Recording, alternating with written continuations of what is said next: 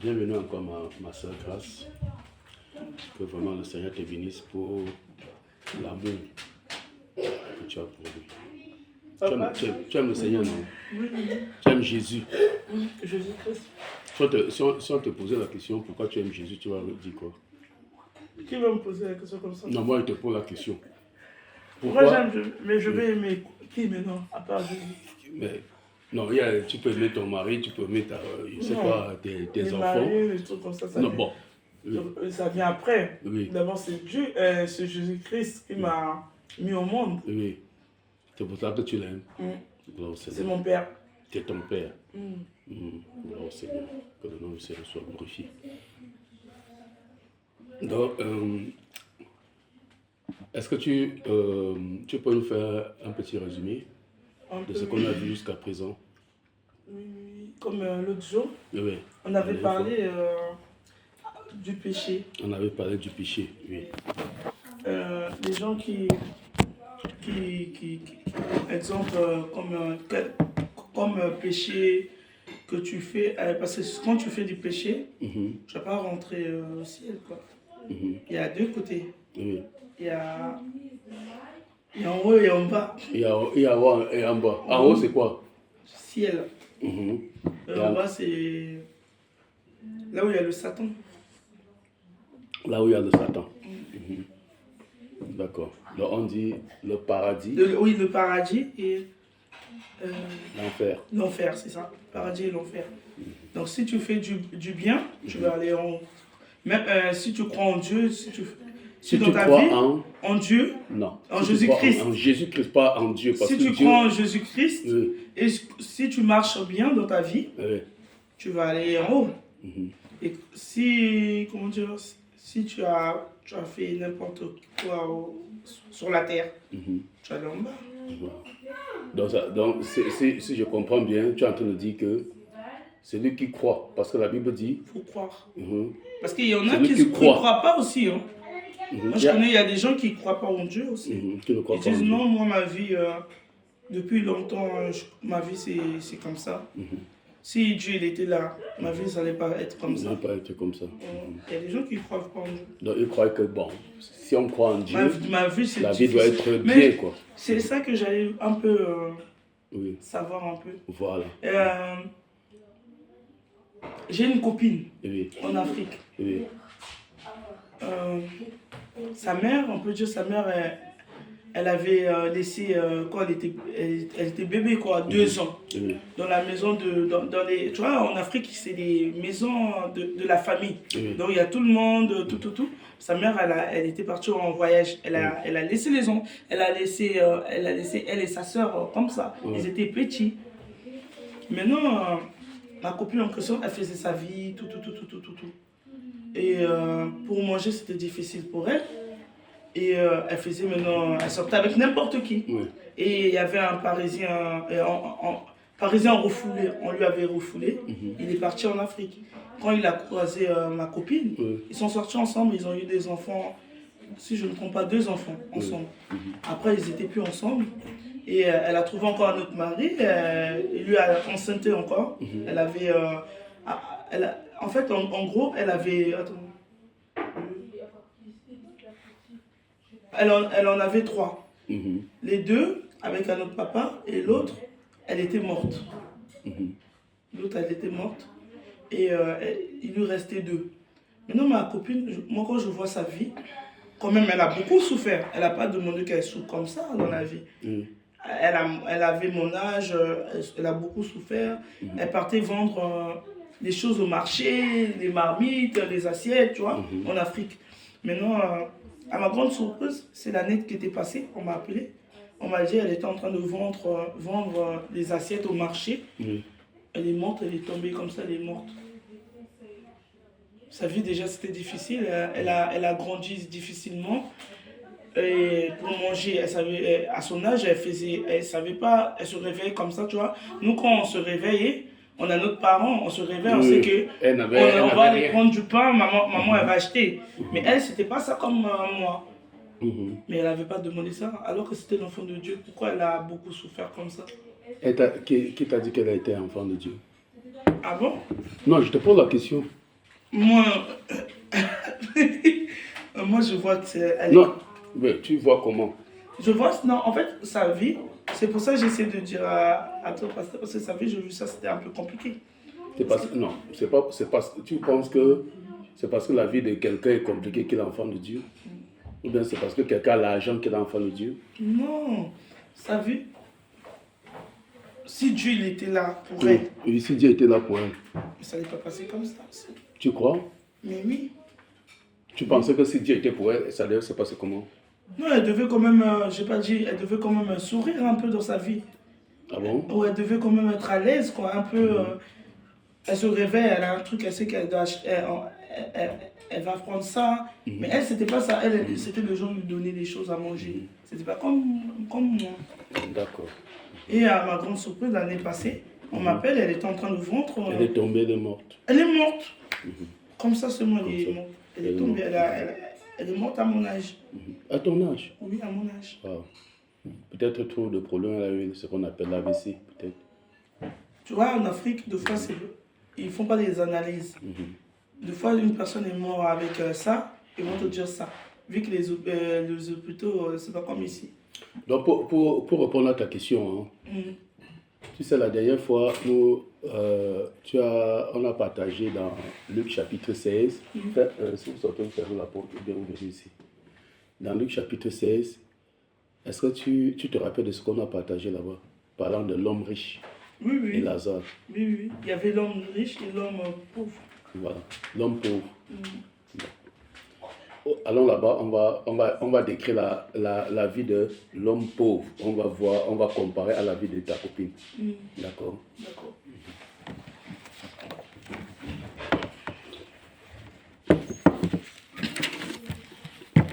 Seigneur, nous te disons merci, Père, pour ce temps que tu nous donnes encore de passer dans ta sainte parole, Seigneur Dieu de gloire. Père, nous nous recommandons encore une fois de plus entre tes saintes mains, afin que, Seigneur Dieu de gloire, que tu nous conduises et que tu nous guides encore aujourd'hui, Père, au nom de Jésus de Nazareth.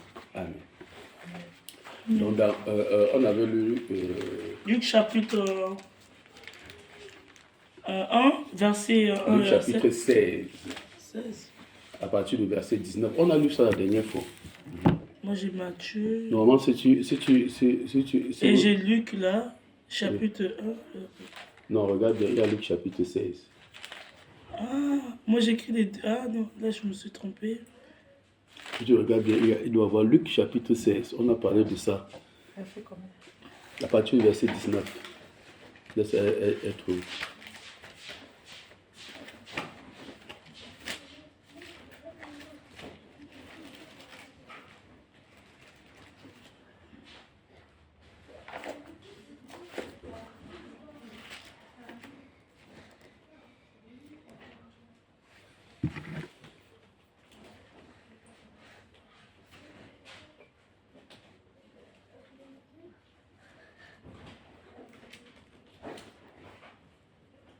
Verset 19.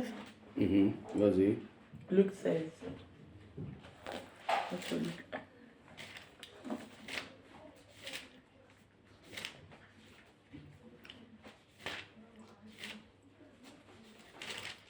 Verset 19. Il y avait un homme riche qui était vêtu de pourpre et de fin lin et qui chaque jour menait joyeuse et brillante vie. Un pauvre nommé Lazare était couché à sa porte couvert d'huile serre et désireux de se rassasier des miettes qui tombaient de la table du riche. Et même les chiens venaient encore lécher ses ulcères. Point, arrête là. Tu peux me dire ce qu'on est en train de parler. On dit bien, il y avait un homme riche. Nommé Lazare. Non. On dit bien qu'il y avait un homme riche. C'est le pauvre qu'on a identifié, on a donné son nom. Ouais, l'homme, on n'a pas donné. Oui, on a dit le pauvre s'appelait Lazare. Et on commence à décrire, on dit bien que c'était un homme pauvre.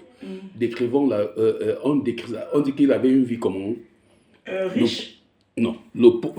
pauvre. Verset 20. Un pauvre nommé Lazare était couché à sa porte, couvert d'ulcères. Voilà, couvert d'ulcères. Tu sais ce que c'est qu'un ulcère? Non, ça, je ne sais pas le mot d'ulcère. Voilà. Ça veut dire que Lazare, imagine que je suis riche, un exemple. D'accord?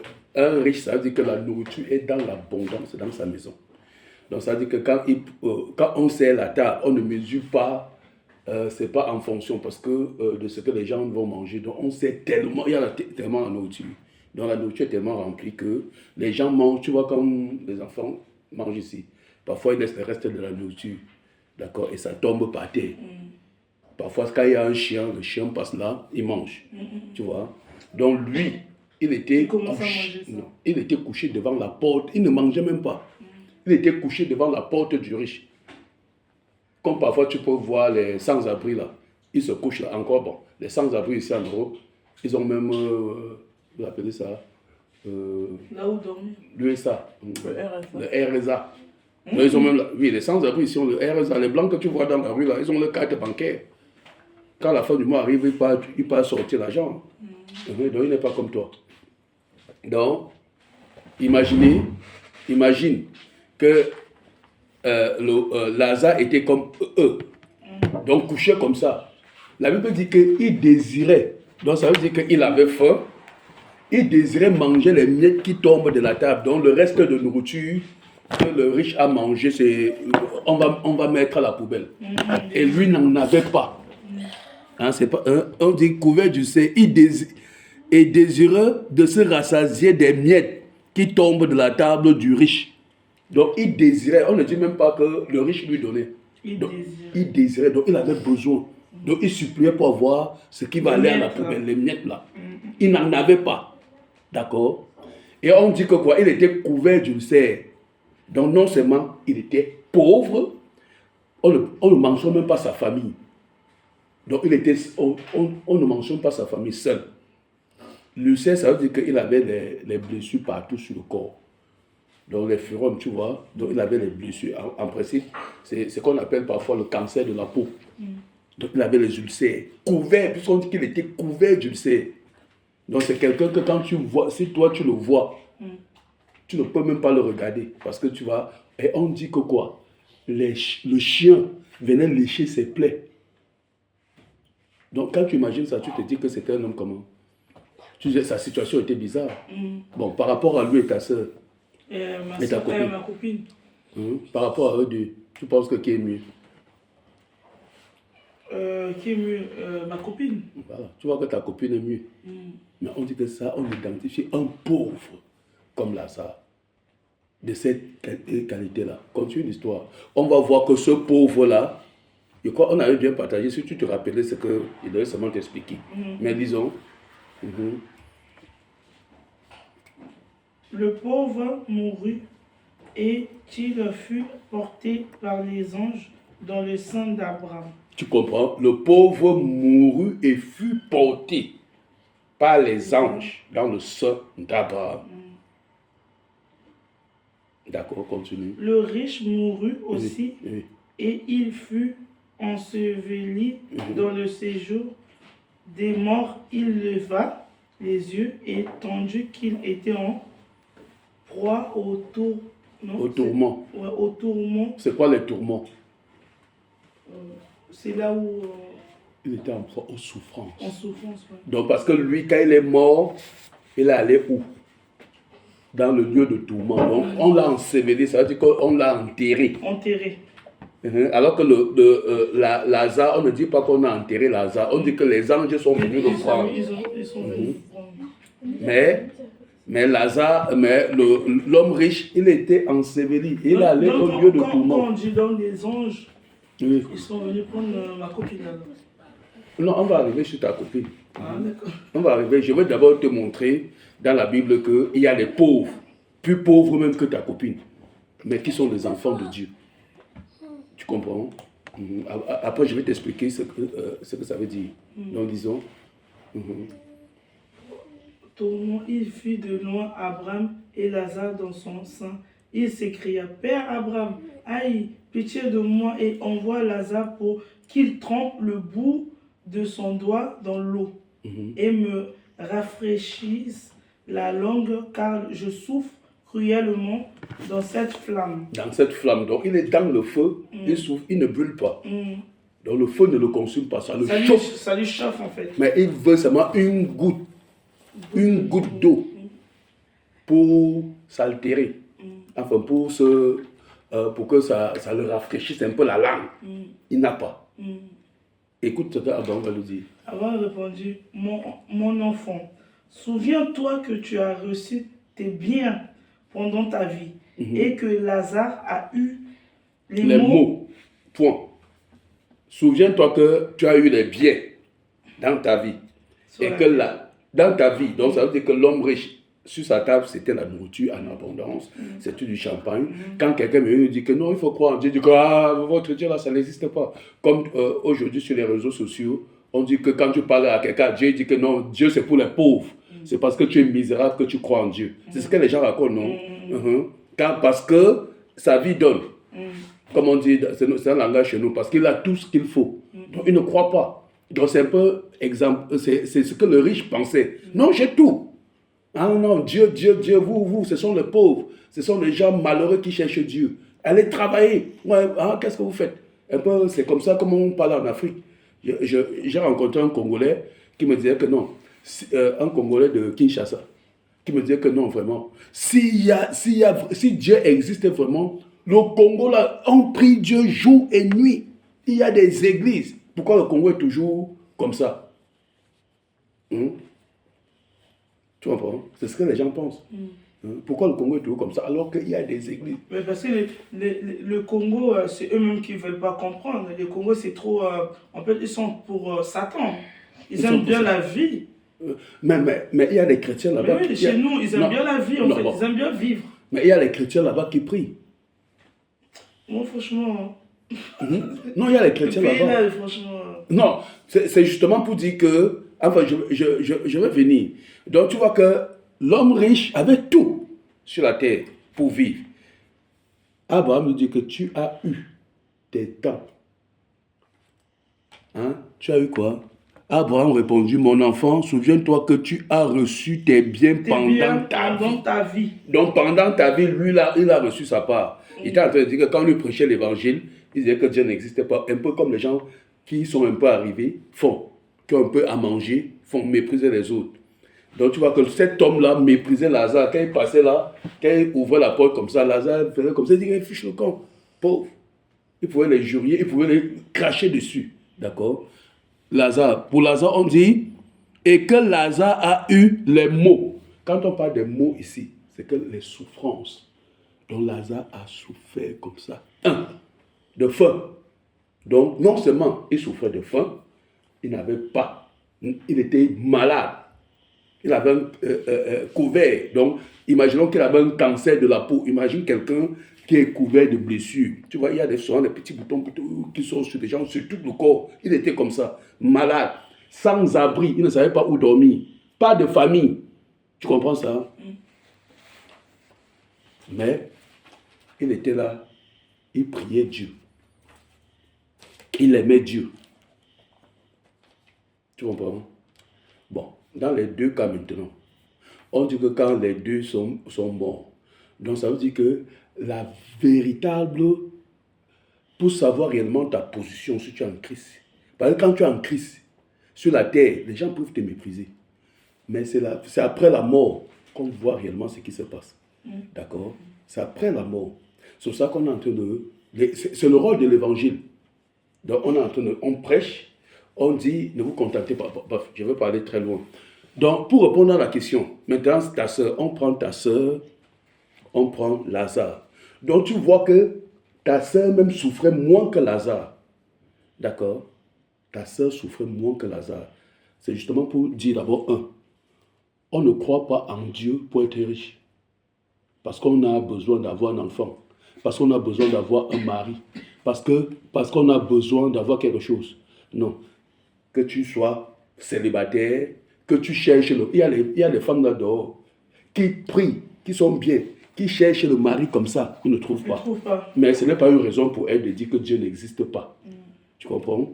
Il y a des gens qui cherchent le travail, ils ne trouvent pas. Mais ça veut pas, ça veut, ouvre-nous le livre de Colossiens. Merci Seigneur. Colossiens.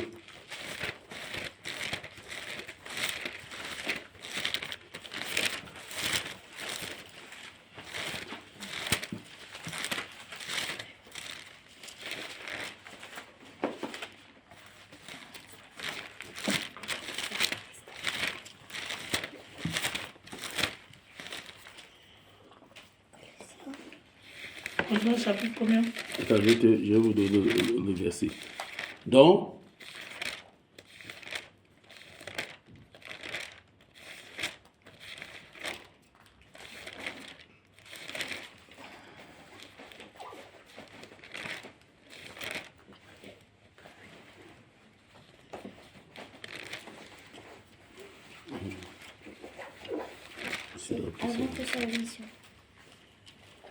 Colossiens, j'ai dit chapitre 3. Colossiens chapitre 3. 3, oui. Colossiens chapitre 3. Lis-nous le premier verset de Colossiens chapitre 3.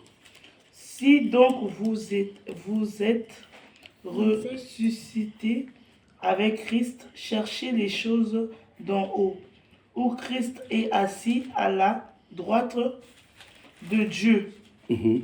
Affectionnez-vous aux choses d'en haut et non à celles qui sont sur la terre. Point. Tu comprends ce qu'on dit ici? Je vais reprendre pour... On ne doit pas suivre les choses de la terre qu'en haut. Donc, la Bible, il dit, si vous êtes ressuscité avec Christ. Donc, ça veut dire que pour ceux-là qui disent que j'ai cru en Jésus, j'ai été baptisé, aujourd'hui, je suis une nouvelle créature, les choses anciennes sont passées, je suis maintenant dans une chose nouvelle. Donc, je marche en nouvellement de vie. D'accord? Donc, ça veut dire que quoi? Si tu viens en Jésus, la Bible dit que si donc vous êtes ressuscité avec Christ, donc avec Jésus, comme on a plongé, tu es sorti de l'eau, donc c'est le symbole de la résurrection.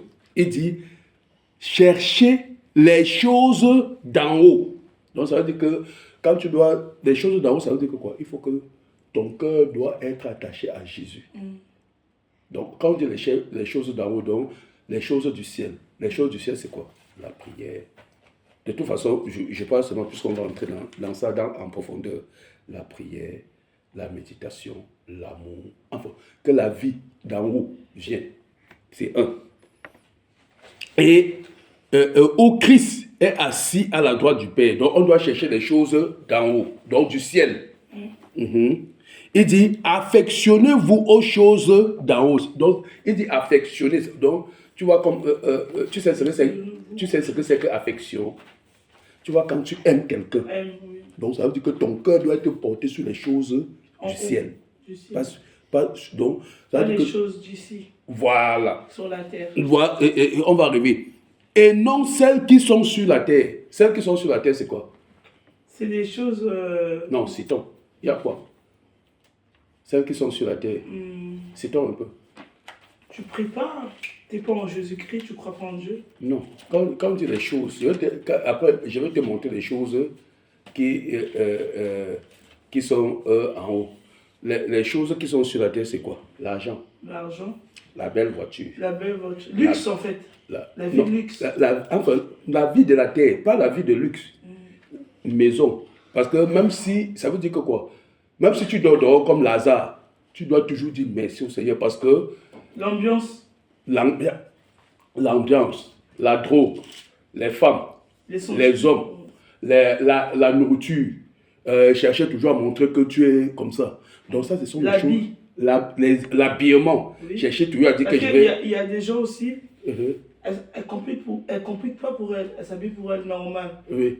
Mais il y a des gens, ils veulent compliquer. Voilà. Donc, qui veut mettre, si ce n'est pas... Elle veut se montrer qu'elle brille parmi les autres. Parmi les autres. Donc, si ce n'est pas Louis Vuitton, il ne met pas.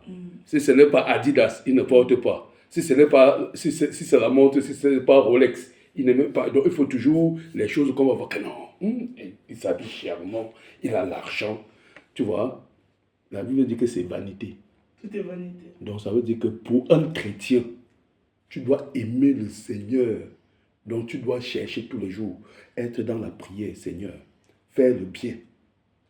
Hein, comme on a vu, tu vois que dans Galate qu'on a vu hier, on a fait une autre partie.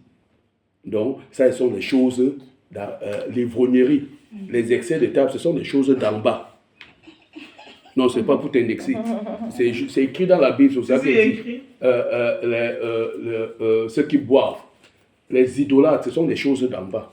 Tu sais que quand on parle chez le marabout, c'est parce qu'on veut avoir une vie meilleure sur la terre. Donc tu dis, marabout, est-ce que tu peux me donner quelque chose pour que je ne pas mettre là-bas pour avoir peut-être l'argent? Tu vois, c'est parce qu'on veut, on veut vivre une vie meilleure. Non, on n'est pas sur la terre pour vivre une vie meilleure. Si Dieu le veut, oui, mais on ne doit pas chercher les voies et moyens pour ou bien faire le mal parce qu'on veut vivre une vie meilleure. Tu comprends? Il dit, affectionnez-vous aux choses d'en haut et non sur celles-là qui sont sur la terre. Donc ça veut dire, quand on est chrétien, c'est pour ça que tu vois, si tu te rappelles, quand j'étais baptisé, avant de te baptiser, je t'ai dit que si tu acceptes suivre Jésus. Et est-ce que tu as mesuré les conséquences? Donc même s'il y a des épreuves, il y a des souffrances, est-ce que tu veux vraiment le suivre? Parce que si on ne prêche pas l'évangile véritable à quelqu'un, d'accord? Si tu es venu à Jésus, peut-être parce que si tu veux un mari, si Jésus, si ce n'est pas le plan de Dieu que tu te maries, tu vas faire comment? Donc quand tu vas faire 1 an, tu vas dire qu'il n'y a pas de mari, Dieu là n'est pas bon. Moi, je ne pas ça. Non, c'est un exemple. Tu comprends? Parce qu'il y a des gens qui vont dans... Il y en a, exemple, je viens lui voir, lui parler de Dieu. Oui. Il a peut-être un souci, il accepte. Oui, parce qu'il pense que Dieu va résoudre... Souci. Voilà. Et quand il voit que le souci, ça ne change pas, il va dire, oh, moi j'ai accepté Dieu pour mes soucis. Ouais, exactement. Mes soucis, ça ne change pas. Ça ne change pas. Moi, je laisse Dieu. Ce n'est pas pour ça que Dieu nous a appelés. D'accord? Dieu ne nous a pas appelés à ça. Pour les soucis ou pas pour l'intérêt, non. C'est pas pour le monde. Si tu lis dans Matthieu chapitre 6, Matthieu chapitre 6, c'est toi qui as voulu qu'on parle de ce sujet-ci. Allons-y alors. Dans Matthieu chapitre 6. Chapitre 6. Matthieu. Oui, je suis à Matthieu. Chapitre 6, oui. Vous êtes à la page 6, oui, moi je suis là. Voilà. Lisez même à partir du verset 25 comme ça. 25? Oui, ça dit... c'est ça? Oui. C'est pourquoi je vous dis, ne vous inquiétez pas pour votre vie, de ce que vous mangerez, ni pour votre corps, de quoi vous serez vêtus. La vie n'est-elle pas plus que la nourriture, et le corps plus que le vêtement? Continue. Jusqu'en 26. Continue. Regardez les oiseaux du ciel. Ils ne sèment ni ne moissonnent. Oui. Et ils n'amassent rien dans des greniers. Et votre Père céleste les nourrit. Ne valez-vous pas beaucoup plus que qui de vous, par ses inquiétudes, peut ajouter une coudée à la durée de sa vie. Et pourquoi vous inquiétez au sujet du vêtement? Considérez comment croissent les lits des champs. Ils ne travaillent ni ne filent. Cependant, je vous dis que Salomon, même dans toute sa gloire, n'a pas été vêtu comme l'un d'eux. Si Dieu revêt ainsi l'herbe des champs qui existe aujourd'hui et qui demain sera jetée au four, ne vous vêtira-t-il pas plus forte raison, gens de peu de foi? Voilà. Si tu comprends ce que Jésus est en train de dire, donc Jésus s'est rendu compte que autour de lui, les gens s'inquiétaient de leur vie, de ce qu'ils vont manger. D'accord? Donc quelqu'un dit que, demain là, je vais manger quoi? Non. Comme j'ai que 2 enfants, quand quelqu'un vient, il dit que non, la nourriture est petite. Demain, nous allons garder ça pour manger demain. Donc ça veut dire que les gens s'inquiétaient de leur vie sur la terre. Et il va prendre un exemple. Tu vois l'oiseau. Bon, tu as déjà vu un oiseau aller s'aimer, aller faire un chant. L'oiseau, son travail, c'est quoi? Quand il se lève le matin, il dit quoi? L'oiseau, comment dire? Il fait quoi? Non, s'il est là, des fois tu lui donnes... Je veux pas les tours. Si tu veux les tours, tu t'assois là-bas. Un oiseau, tu lui donnes des trucs pour tu vois que tu lui donnes. Oui. Non, c'est justement pour dire que l'oiseau n'a pas besoin de travailler. D'accord? Et regarde les poules. Quand l'oiseau se lève le matin, il ne dit pas que la journée, c'est je vais manger quoi. Il sait qu'il va manger. Tu as vu, il est allé dire qu'il porte son truc, il va aller faire le champ pour attendre peut-être dans une semaine pour aller manger. Non. Il vient là que tu as versé ton maïs dehors pour sécher. Il prend sa part. Tu comprends? Tu vois l'hiver. En hiver, tu as déjà vu un oiseau mort parce qu'il n'a pas à manger. Donc c'est Dieu qui les nourrit. Donc il dit que si lui, il dit encore, tu vois les plantes là, parfois tu as des belles fleurs, non? Donc les belles fleurs comme ça, quand ça se lève là, c'est tellement beau. Pourtant le soir, tu vas venir voir que ça c'est abîmé. C'est abîmé. Tu comprends? Il dit, si ces fleurs là sont beaux, les oiseaux ne se plaignent pas. Moi, je les nourris. Donc, Dieu les nourrit.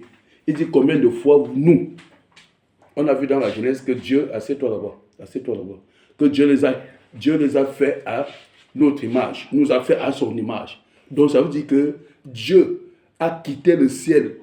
Il est venu donner sa vie pour nous. Il n'est pas mort pour les oiseaux. Il est mort pour nous.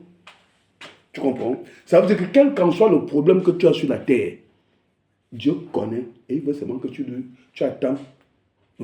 S'il ne te répond pas, ça veut dire que il veut que tu passes par là. Enfin, on va aller beaucoup. Je fais seulement des introductions. Ce sont les sujets qu'on va vraiment partager dans les profondeurs. Donc, tu peux passer? Si tu passes, tu ne sors plus. C'est notre contrat. Tu passes, tu ne sors plus. Même si tu veux faire pipi. Soit tu restes là-bas. Je dis pas parce que quand on parle comme ça, tu vois, quand il y a les mouvements, ça coupe et parfois on perd le fil. C'est pour ça que je n'aime pas quand on est en train de parler de la parole de Dieu, les gens font le bruit des mouvements. Ça nous perturbe et peut-être quelque chose que le Seigneur voulait nous dire qui est bien, alors on sort de là. C'est pour ça qu'avec les enfants, il faut vraiment les cadrer pour qu'ils sachent que quand c'est la parole, papa ne blague pas. D'accord? Donc il est en train de dire que tu vois que ces oiseaux-là, ils ne font pas des efforts. Leur travail, c'est d'aller manger. Ils se lèvent le matin, ils partent manger. Ils partent chercher. Tu vois, ils cherchent, il sait qu'il va boire de l'eau, il sait qu'il va manger. Mais le Seigneur dit qu'il nous a créés à son image, à sa ressemblance. Et Jésus n'est pas venu mourir pour les oiseaux. Il est venu mourir pour l'homme. Bon, si toi tu crois maintenant que Jésus est réellement Dieu, tu comprends? Bon. Dans Genèse, chapitre 1, on dit que c'est lui qui a tout créé. C'est lui qui a tout créé. Donc ça veut dire que tout ce que tu vois sur la terre, aucun homme n'a créé. C'est Dieu. Tout ça, c'est Dieu. Tout ça, c'est Dieu qui a créé. Bon, quand Dieu qui a créé tout ça, toi, un petit homme au milieu là, tu as peur qu'aujourd'hui, tu ne vas pas manger. Bon, est-ce qu'il manque de nourriture pour te donner? Non. Donc tu vois que c'est une question de foi. Tu comprends? C'est une question, il dit, genre de peu de foi. Il dit même quelqu'un, un chrétien qui s'inquiète de son lendemain, c'est un païen. Ça veut dire que celui-là n'a pas encore cru. Parce que quand tu crois, tu remets ta vie à Jésus. Il y a des jours que Jésus ne va pas te donner la nourriture parce qu'il veut que tu jeûnes. Et tout ça pourquoi? C'est parce que sur le sujet que nous étions en train de partager l'autre jour, on a vu le déploiement du péché dans l'homme. Tu comprends? Parce que le péché s'est déployé. On a vu comment le péché, les racines du péché, plus l'homme a grandi, plus l'homme a évolué dans le temps, pas évolué que métamorphose. Donc, je veux dire de la Genèse, plus les générations en génération, le péché ne faisait que prendre des formes. Donc l'homme même s'étonnait de ce qui sortait en lui. D'accord? Et c'est à cause du péché que parfois, parce que Dieu peut nous amener dans le jeûne, pour nous faire quitter peut-être, pour nettoyer notre corps d'un certain péché, pour que nous croyions en lui. Parce qu'au ciel, on n'aura pas besoin de jeûner. Il n'y a pas de jeûne là-bas. Au ciel, là-bas, il n'y a pas de souffrance. Tu comprends? C'est sur la terre qu'il y a le souffrance. Pourquoi? Parce que la terre était maudite. Parce que à cause du péché. C'est pour ça que dans le ciel, il n'y a pas de péché là-bas. Le péché qui a été fait par le diable. Lui, il a été chassé. Et le ciel a été purifié par le sang de notre Seigneur Jésus. Il a purifié le ciel. Et nous. Donc ça veut dire qu'il n'y a personne qui va entrer là-bas avec le péché sur lui. C'est pour ça que là-bas, il n'y aura pas de meurtre. Au ciel, on ne tue pas les gens là-bas. On n'insulte pas. On a la pensée totale de Dieu. D'accord? Donc c'est sur la terre qu'on a les problèmes. On a le problème à cause du péché. Si ce n'était pas le péché, c'est que l'homme n'a pas le problème. C'est qu'on peut vivre comme ça. C'est pour ça qu'au ciel, on sera capable de vivre en harmonie. C'est pour ça qu'on dit qu'on sera comme des anges. Parce que les anges ne pêchent pas. Leur corps ne peuvent pas, il n'y a pas de péché dedans. Donc avant d'entrer au ciel, Dieu nous purifie. Donc ce corps-là, on quitte le corps du péché pour revêtir un corps qui n'a pas de péché. C'est pour ça que là-bas, on ne pourra pas pécher. D'accord? Donc pour dire que, exactement, un chrétien peut être né de nouveau. C'est-à-dire Dieu, voir même Dieu monter et descendre sur lui. Tu comprends? Mais être dans la souffrance. Ne pas avoir l'argent pour aller acheter un sac de riz pour ses enfants. Être pauvre. Dormir dans les... Tu vois des maisons qui en Afrique là-bas, qui regardent, qui est à 30 degrés là. Donc c'est tordu comme ça. Il vit dedans. Pourtant c'est un enfant du Seigneur. Pourtant, tu peux même prier pour les gens. Leur vie marche, mais pourtant ne marche pas. Tu comprends un peu? Tu commences à comprendre où tu t'es engagé là. Bah, oui, il faut qu'on te dise la vérité. Je ne vais pas commencer à te dire que non, grâce, tu seras riche. Tu auras tout Paris. Tu vas acheter 3 maisons. C'est que je te mens. Ce n'est pas l'évangile. Mais lisons dans Jean chapitre 12. Jean. Là, c'est Jésus qui parle lui-même là-bas. Dans Jean, l'évangile de Jean. Pas un Jean. Il y a un Jean et Jean. Jean chapitre 12.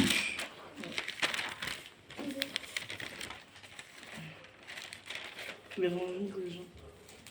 Chapitre 12. Oui. Commençons au premier verset, mais c'est le verset 8 qui nous intéresse. 8? Non, commençons au début. Non, commençons jusqu'au verset 8. Je commence par verset 8. Verset 1 jusqu'au verset 8. Là, c'est ça? Non, 6 jours.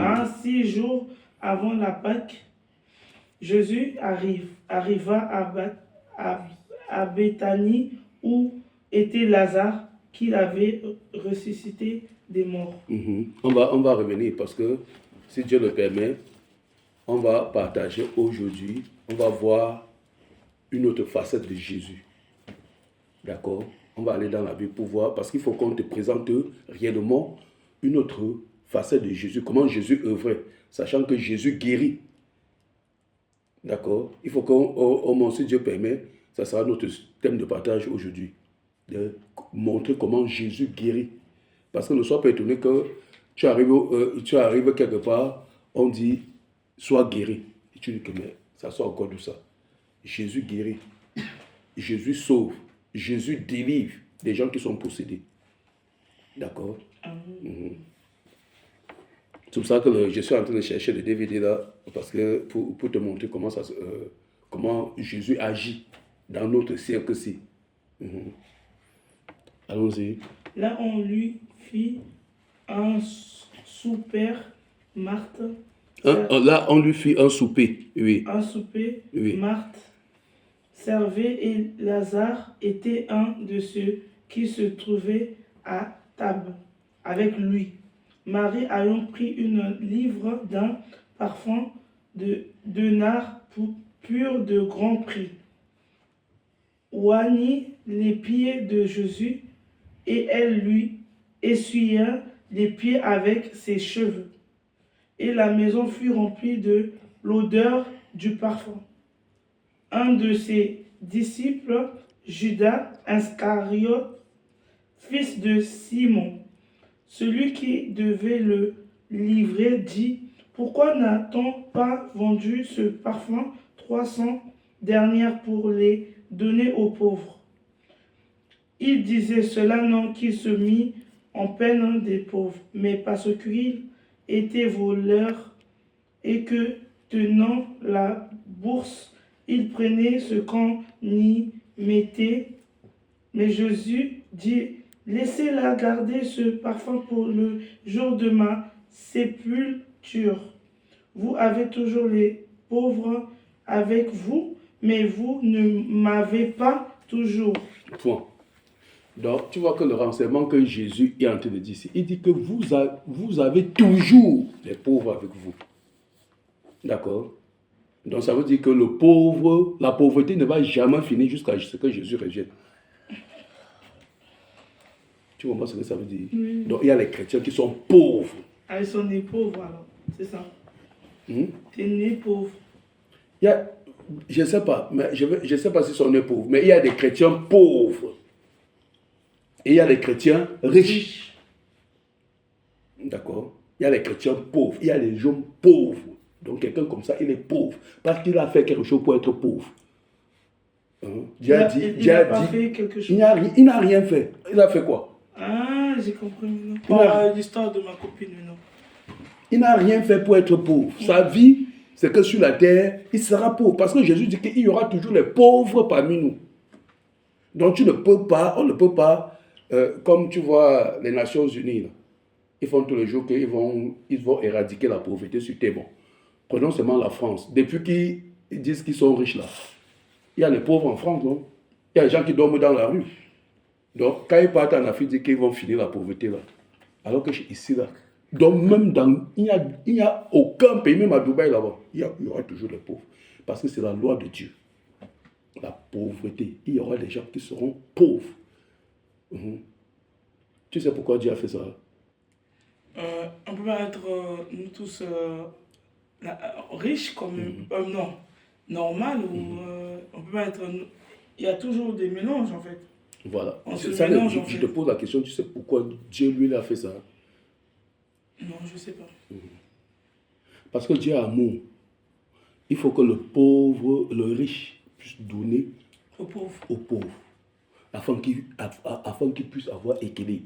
Donc, que l'autre manifeste l'amour. Pas pour dominer sur lui. Pas que non, comme tu dis que c'est un pauvre, il doit venir laver ta maison, faire tout. Mais il y en a comme ça, hein. Vu qu'il est pauvre, il va faire son rôle de pauvre. Non. Il y en a comme ça, en Afrique. Ça c'est le monde, donc. Mais nous sommes en Jésus. Donc, quand Jésus parle comme ça, il ne parle pas aux gens de dehors, il parle à ses disciples. Donc, il dit que dans l'église, dans le corps de Christ, il y aura toujours les pauvres. Donc, il y aura les gens qui vont travailler, mais qui ne vont rien avoir. D'autres qui ne vont pas faire des efforts et qui seront riches. Dieu va doter certains de sagesse pour faire les affaires. L'autre là, il ne va rien comprendre. Il sera là. Il va chercher l'argent n'importe comment, il n'en aura pas. Il sera pauvre. Mais normalement, l'amour veut que celui qui a, parce que ce n'est pas toi qui fais des efforts pour avoir, ce n'est pas lui qui a voulu. Toi, tu n'as pas voulu être riche, l'autre n'a pas voulu être pauvre. Donc ça veut dire que Dieu a fait l'un et l'autre comme ça. Donc c'est Dieu qui fait le riche, c'est Dieu qui fait le pauvre. Donc ça veut dire que toi qui es riche, tu dois partager ton bien avec le pauvre. Dans la Bible, on va... Tout ça, c'est... Je suis ce mot. D'accord? Mais quand le moment viendra, on va aller vraiment dedans pour comprendre. D'accord? Donc, la question que tu as posée maintenant, est-ce que ta sœur, si elle meurt parce qu'elle a été pauvre, elle va aller au paradis? Non. L'autre là encore, c'est un autre problème. Ah ouais. C'est pas parce qu'on est pauvre, on meurt, on va au paradis. Ah ouais. On est sauvé parce qu'on croit en Jésus de Nazareth. La Bible dit qu'il est le chemin, il est la vérité, il est la vie. Je pense qu'elle croit en Dieu. Ça, c'est ta pensée. Tu penses. D'accord? Non, il ne faut pas penser. Tu comprends? On ne pense pas que quelqu'un croit en Dieu. D'accord? La personne doit savoir qu'elle croit en Dieu. Et nous, maintenant, on doit voir les fruits de Dieu en cette personne-là. Non, quand même aussi, quand même aussi, elle ne marchait pas bien. Voilà, toi-même, tu dis qu'elle ne marchait pas bien. Mais ce n'était pas sa faute. Ça. Elle n'avait pas l'argent pour survivre. Elle faisait maintenant, elle vendait son corps. Encore, on a lu dans le livre de... On a lu dans Galates. On a lu, ouvre alors 1 Corinthiens chapitre 6, tu lis le verset 19 et le verset 20. Donc, si elle vendait son corps, c'est qu'il y a encore un problème.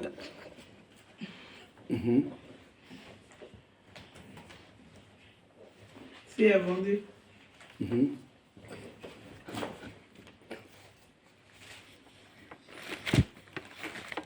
J'ai dit 1 Corinthiens chapitre 6.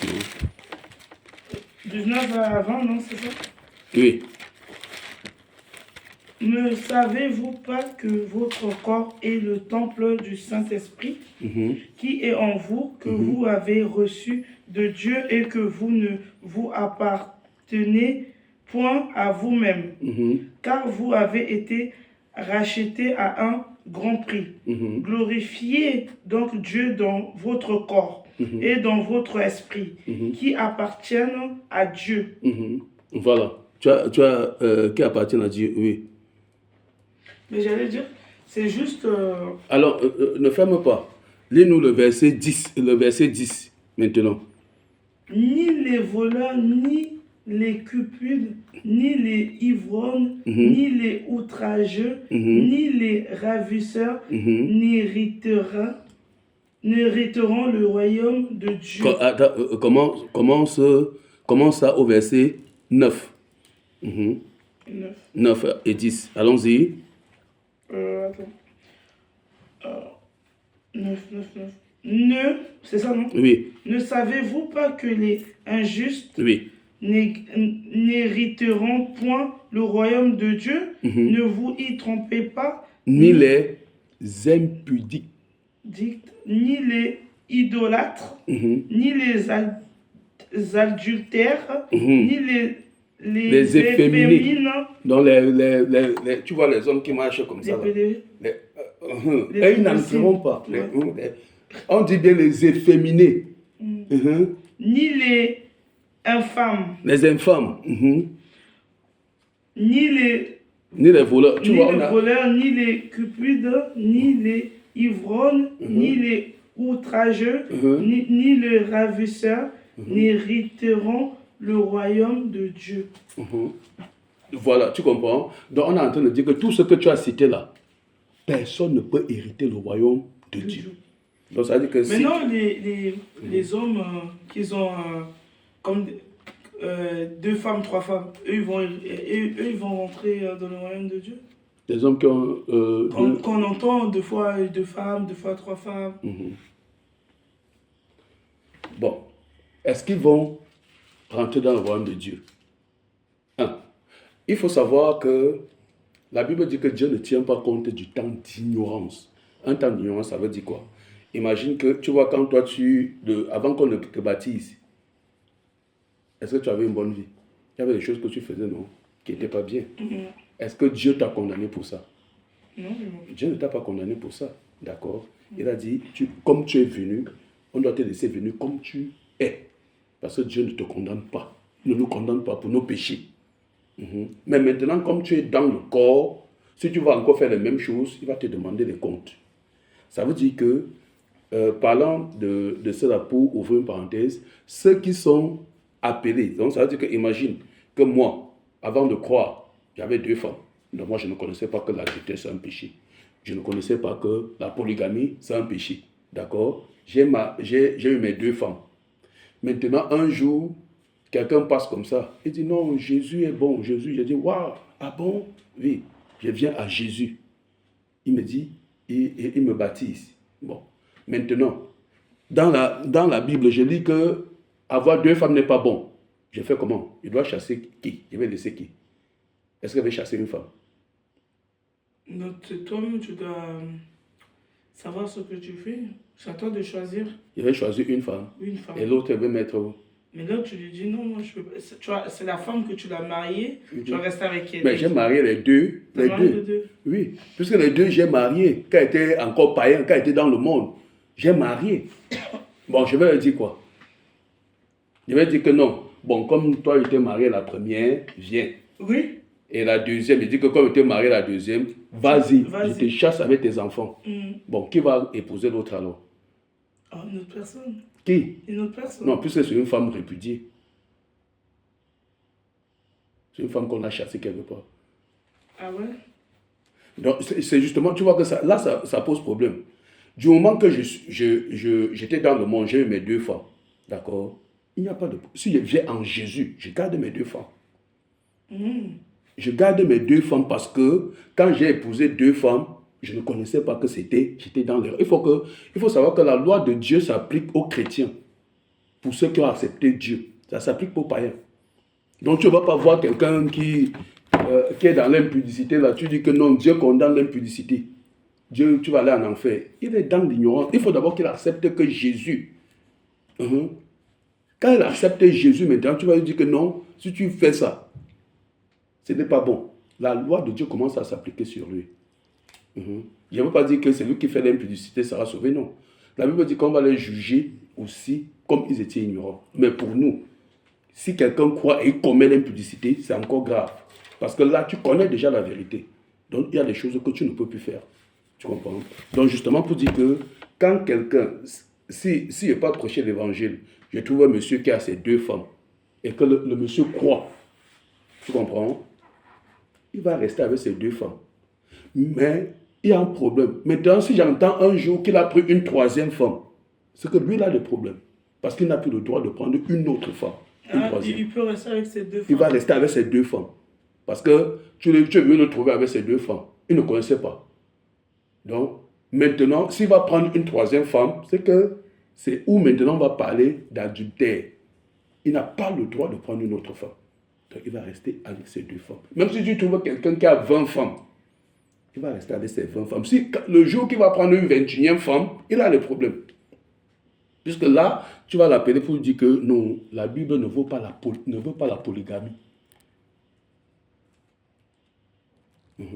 Parce que là, il pratique la polygamie parce qu'il a laissé les femmes avec lesquelles il est venu. Quand il ne connaissait pas Jésus, il allait chercher une autre femme ayant connu Jésus. Là, ça pose un problème. Tu comprends maintenant? Donc, ça veut dire que en ce qui concerne le mariage, il faut faire attention.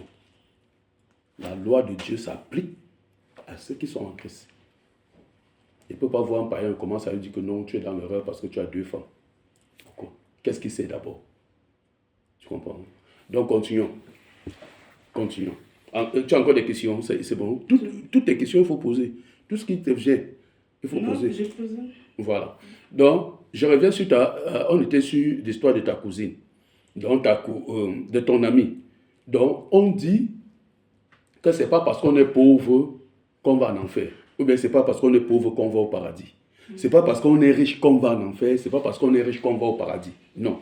L'entrée du paradis se fait en croyant en notre glorieux Seigneur Jésus-Christ de Nazareth. Dans Jean chapitre 3, verset 16, il dit « Dieu a tant aimé le monde, afin que quiconque croit en lui. Non, Dieu a tant aimé le monde qu'il a donné son Fils. Hein? C'est Jean. Afin que quiconque croit en lui ne périsse point, mais ait la vie éternelle. Donc, avoir la vie éternelle, c'est de croire en Jésus. Que tu sois riche, que tu sois pauvre. Hein? Il n'y a pas deux façons. Il n'y a pas un chemin des pauvres et un chemin des riches. C'est le même chemin. Tout le monde doit croire en Jésus.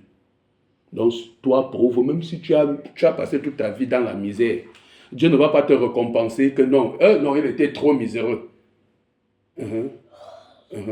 Parce que, pourquoi? Imagine, quand tu regardes le pauvre là, quand tu vas lui prêcher l'évangile, il dit non, non, non, si Dieu existe réellement, est-ce que je peux être pauvre comme ça? Tu comprends ça?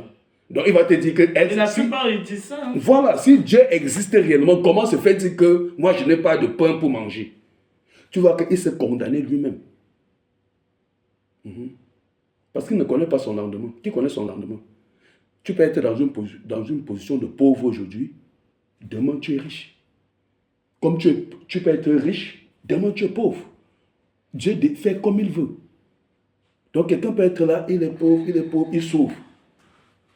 Il accepte l'évangile comme ça. Sa voix commence à s'ouvrir. Et demain, tu entends que le pauvre est devenu riche. Mais il est riche pour Dieu, pas pour le monde. Tu comprends? Donc la richesse n'est pas, ça ne nous qualifie pas. Ni la pauvreté ne nous qualifie pas dans le ciel, ni la richesse ne nous qualifie pas dans le ciel. Ce qui nous qualifie dans le ciel, c'est accepter Jésus-Christ comme ton Seigneur, comme ton Sauveur, celui qui est mort à la croix pour toi. C'est ça qui te donne d'être qualifié. Même si tu es malade, que tu veux mourir, tu comprends? Dieu ne va pas dire qu'avoir pitié de toi, non, elle était tellement malade, vraiment, je lui ouvre les yeux. Dieu ne regarde pas ça. D'accord? La seule chose, la voie, il dit, ceux qui sont, si vous croyez, vous vous repentez vos péchés, vous vous baptisez, vous croyez en Jésus de Nazareth, vous vous baptisez au nom du Seigneur, vous avez la vie éternelle. C'est ça qui donne la vie. Hors de ça, il n'y a pas la vie éternelle. Hors de ça, c'est la mort éternelle. Donc ça veut dire que si ta copine, quel qu'en soit son état, si elle est morte sans connaître le Seigneur Jésus-Christ, sa place en enfer. Ainsi dit les Écritures. Tu comprends? Je pense oui, parce qu'elle faisait... Non, ce n'est pas parce qu'elle faisait la vie d'impudique. Non. Tu vois qu'il y a des gens qui ont vécu dans la débauche. Et que le Seigneur tu vois, quand on marche dans le parc là, il y a tout. Il y a les gens qui sont dans la débauche. Mais tu vas voir quelqu'un, une femme peut-être qui a fait même 5 enfants avec 5 pères différents. Tu comprends? Il y a un cas dans la Bible, dans Jean chapitre 4. Cette femme-là qui avait 4 maris. Mais le Seigneur a sauvé son âme. Donc le fait d'avoir une vie d'impudicité ne te disqualifie pas du ciel. Non. La Bible dit que où le péché a abondé, la grâce a surabondé. C'est-à-dire que quelqu'un qui est même plongé dans le péché comme ça, un jour, quand tu vas lui parler de l'évangile, il va se dire que mais avec tout ce que j'ai fait tout ce que j'ai fait là, est-ce que Dieu peut me pardonner? Et tu lui dis que c'est même pour ça que Dieu doit te pardonner. Parce que quand Dieu allait à la croix, il allait pour ça. L'impudicité là, il a porté. La débauche, il a porté. Les voleurs, il était là. Les adultériens, il était là. Hein? Les infâmes. Un homosexuel, tu pourrais lui dire qu'il ne peut pas hériter le ciel. Non. On a dit là, les efféminés, il a porté sur la croix. Donc, tout genre de péché que nous avons dénombré la dernière fois, Christ a porté ça sur la croix. Donc, il n'y a personne qui est dans un genre de péché. Même si quelqu'un est un réseau chrétien de la dernière génération, du dernier niveau, Christ a porté les réseaux chrétiens aussi sur la croix. D'accord? Donc, il n'y a aucun péché que tu vas dire que non, celui-ci vraiment, je ne peux pas lui prêcher l'évangile parce que ça peut être fini. Non. On doit prêcher l'évangile. Parce que s'il est dans ces liens-là, Dieu sait pourquoi il a mis là. Il suffit seulement qu'il dise que non. Seigneur, pardonne-moi de ce que j'ai fait avant. Son péché est pardonné. Même s'il a tué. Donc même si on m'appelle qu'il a un condamné à mort, qu'il a tué tout un village, ça n'empêche pas que Dieu l'aime et que Dieu peut effacer tout son crime. Tu comprends ça? Dieu efface tout le crime. tout le crime.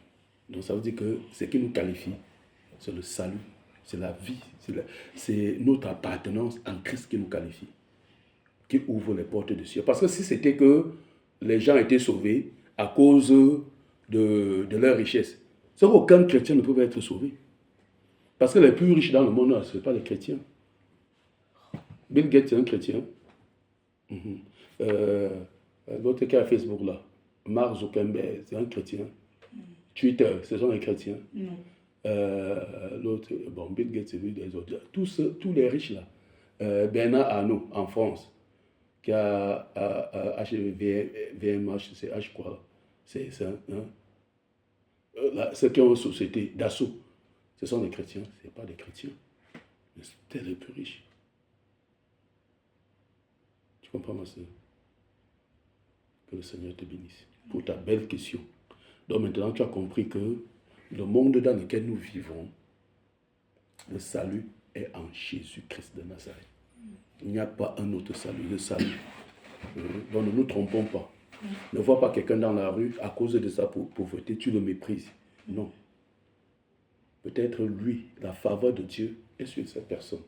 Tu ne sais pas. C'est pour ça que le Seigneur dit, quel qu'en soit, il ne rejette personne.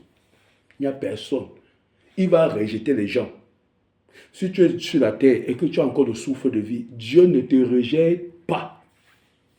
Même si tu as fait n'importe quel mal, il ne te rejettera pas. Il suffit que tu mettes tes genoux à la tête, tu dis, Seigneur, pardonne-moi. Je reconnais que c'est toi que tu es mort à la croix pour mes péchés. Tes péchés te sont pardonnés et tu te fais baptiser au nom du Seigneur Jésus-Christ. Tu as la vie éternelle. Et tu marches en nouvellement de vie. Ça, c'est la voie. Donc, on ne peut pas condamner quelqu'un. Même un président de la République, quel qu'en soit ce qu'il a fait, du moment qu'il a le souffle de vie, il est devant le trône de grâce. Là, le sang de Jésus parle en sa faveur. Mais nous savons aussi qu'il y a des gens qui ne vont jamais accepter. Même si tu fais comment, il ne va jamais accepter. Parce que le serpent que nous avons vu hier, c'est son père. On ne renie pas son père. D'accord? Des questions? Les autres, vous êtes dans la position de dormir. Chacun. Donc, je suis là seulement. Quand elle parle beaucoup comme ça vous baisse. Vous avez des questions? Le robot dit oui, elle dort. Ouais, il y a une question. Non, c'est bon, pas de question. Ouais, pas de question. Bon. Hein? Tu as bien compris ce que j'ai dit. Bon, tu peux nous faire un bref résumé pour que je me rassure que tu as bien compris. Ta copine, prenons l'exemple. Ta copine qui est décédée, comment elle peut faire pour entrer au ciel? Est-ce qu'elle peut avoir accès au ciel? Mais oui, si elle croit déjà dans son cœur, elle croit en Jésus-Christ. Si elle avait cru avant de mourir. Oui, si elle avait cru. Mais je ne sais pas son corps, je ne sais pas son cœur. On ne sait pas. On ne peut pas savoir. Donc je ne peux pas la juger. Je sais pas si elle a cru. Exactement. Pour elle, deux fois quand ils ont des problèmes comme ça, il y a des gens, des pauvres comme ça, si ils ont des problèmes, ils ne croient pas en Jésus parce qu'elle voit qu'elle est en train de souffrir. Jésus n'est pas là pour elle.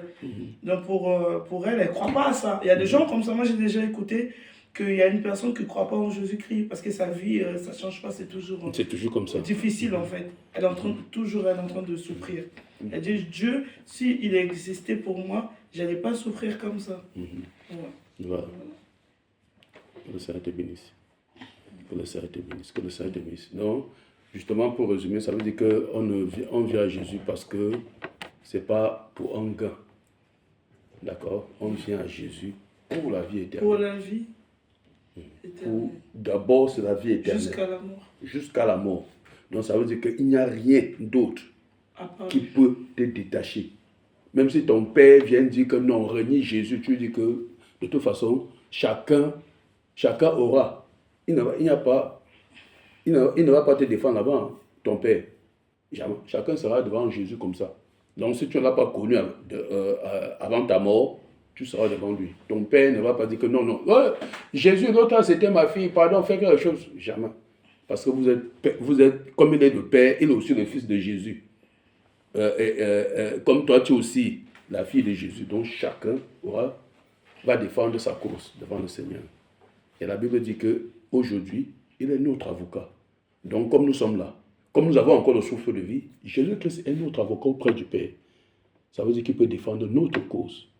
C'est pour ça que même si tu pêches, quand tu dis Seigneur Jésus, pardonne-moi pour le péché, son sang parle encore en faveur de ce péché-là. Donc il te pardonne. Il n'y a personne qui va venir, Jésus va dire que non, je ne te pardonne pas, non. Il est avocat. Et un avocat qui peut défendre notre cause plus que Jésus. C'est comme si tu vas au tribunal ici, des hommes là. Tu as Jésus comme avocat. Tu peux perdre quel procès? Tu ne peux jamais perdre un procès. Tu vas toujours gagner. Donc c'est la position qu'il a pour nous. Mais le jour qu'il va venir comme juge, puisque un jour aussi il viendra comme juge, bon, qui va pouvoir te défendre devant lui? Et ça, le président du tribunal. Et lui? Voilà. Qui va pouvoir te défendre? Puisque là, il va laisser sa veste d'avocat, il va mettre la veste de président du tribunal. Donc c'est lui qui décide, le juge. C'est lui qui décide, toi va en prison, toi sors, toi va là-bas. D'accord? Donc pour le moment, il est avocat. Du moment qu'il est juge, personne ne pourra s'en sortir. Personne ne pourra s'en sortir. Personne. Amen. Amen. Que le Seigneur vous bénisse. Que le Seigneur vous bénisse. Donc, si vous voulez bien, le thème que je voulais partager aujourd'hui, c'est une autre face du Seigneur Jésus de Nazareth. D'accord? Si vous lisez dans Matthieu chapitre 8, dans le livre de Matthieu, dans le livre de Matthieu chapitre 8,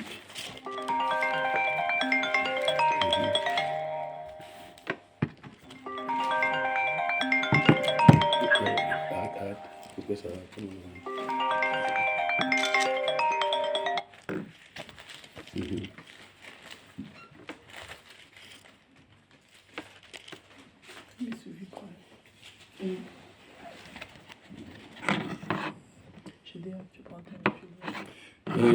Marlise, tu nous fais la lecture à partir du chapitre 7. Pour qu'on a Matthieu chapitre 7, à partir du verset 13.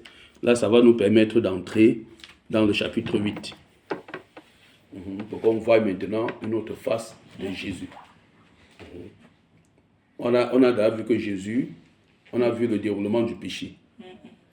Que Jésus, que le déploiement du péché, l'origine du péché, son déploiement dans le corps de l'homme.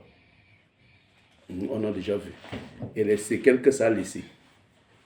Parce que le péché, parce que quand la dernière fois, on a vu que comme il y a différents hommes, nous sommes nombreux. Tu comprends? Ton niveau de péché n'est pas égal au niveau du péché de la sœur Santé.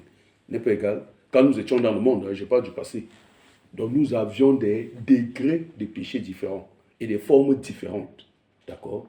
Donc, c'est pour ça qu'il y a certains que leur niveau de péché a fait en sorte qu'ils étaient même possédés par le diable carrément. Parce que nous tous, il y a des niveaux de possession. Mais bien sûr. Il y a des niveaux de possession. Il y en a qui sont élevés. Voilà, il y a certains qui sont... Surtout pour mon mari, c'est élevé. Oui, ils sont plus élevés.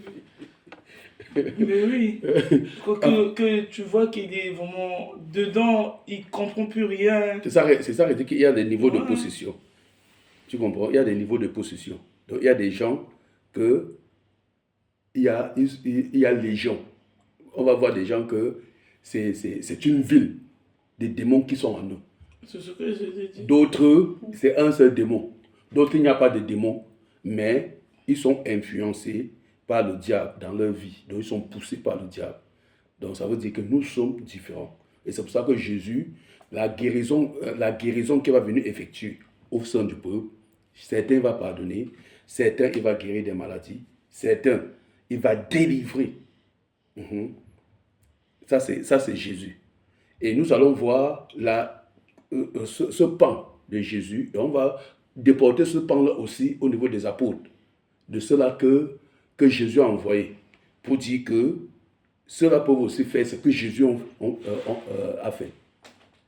D'accord.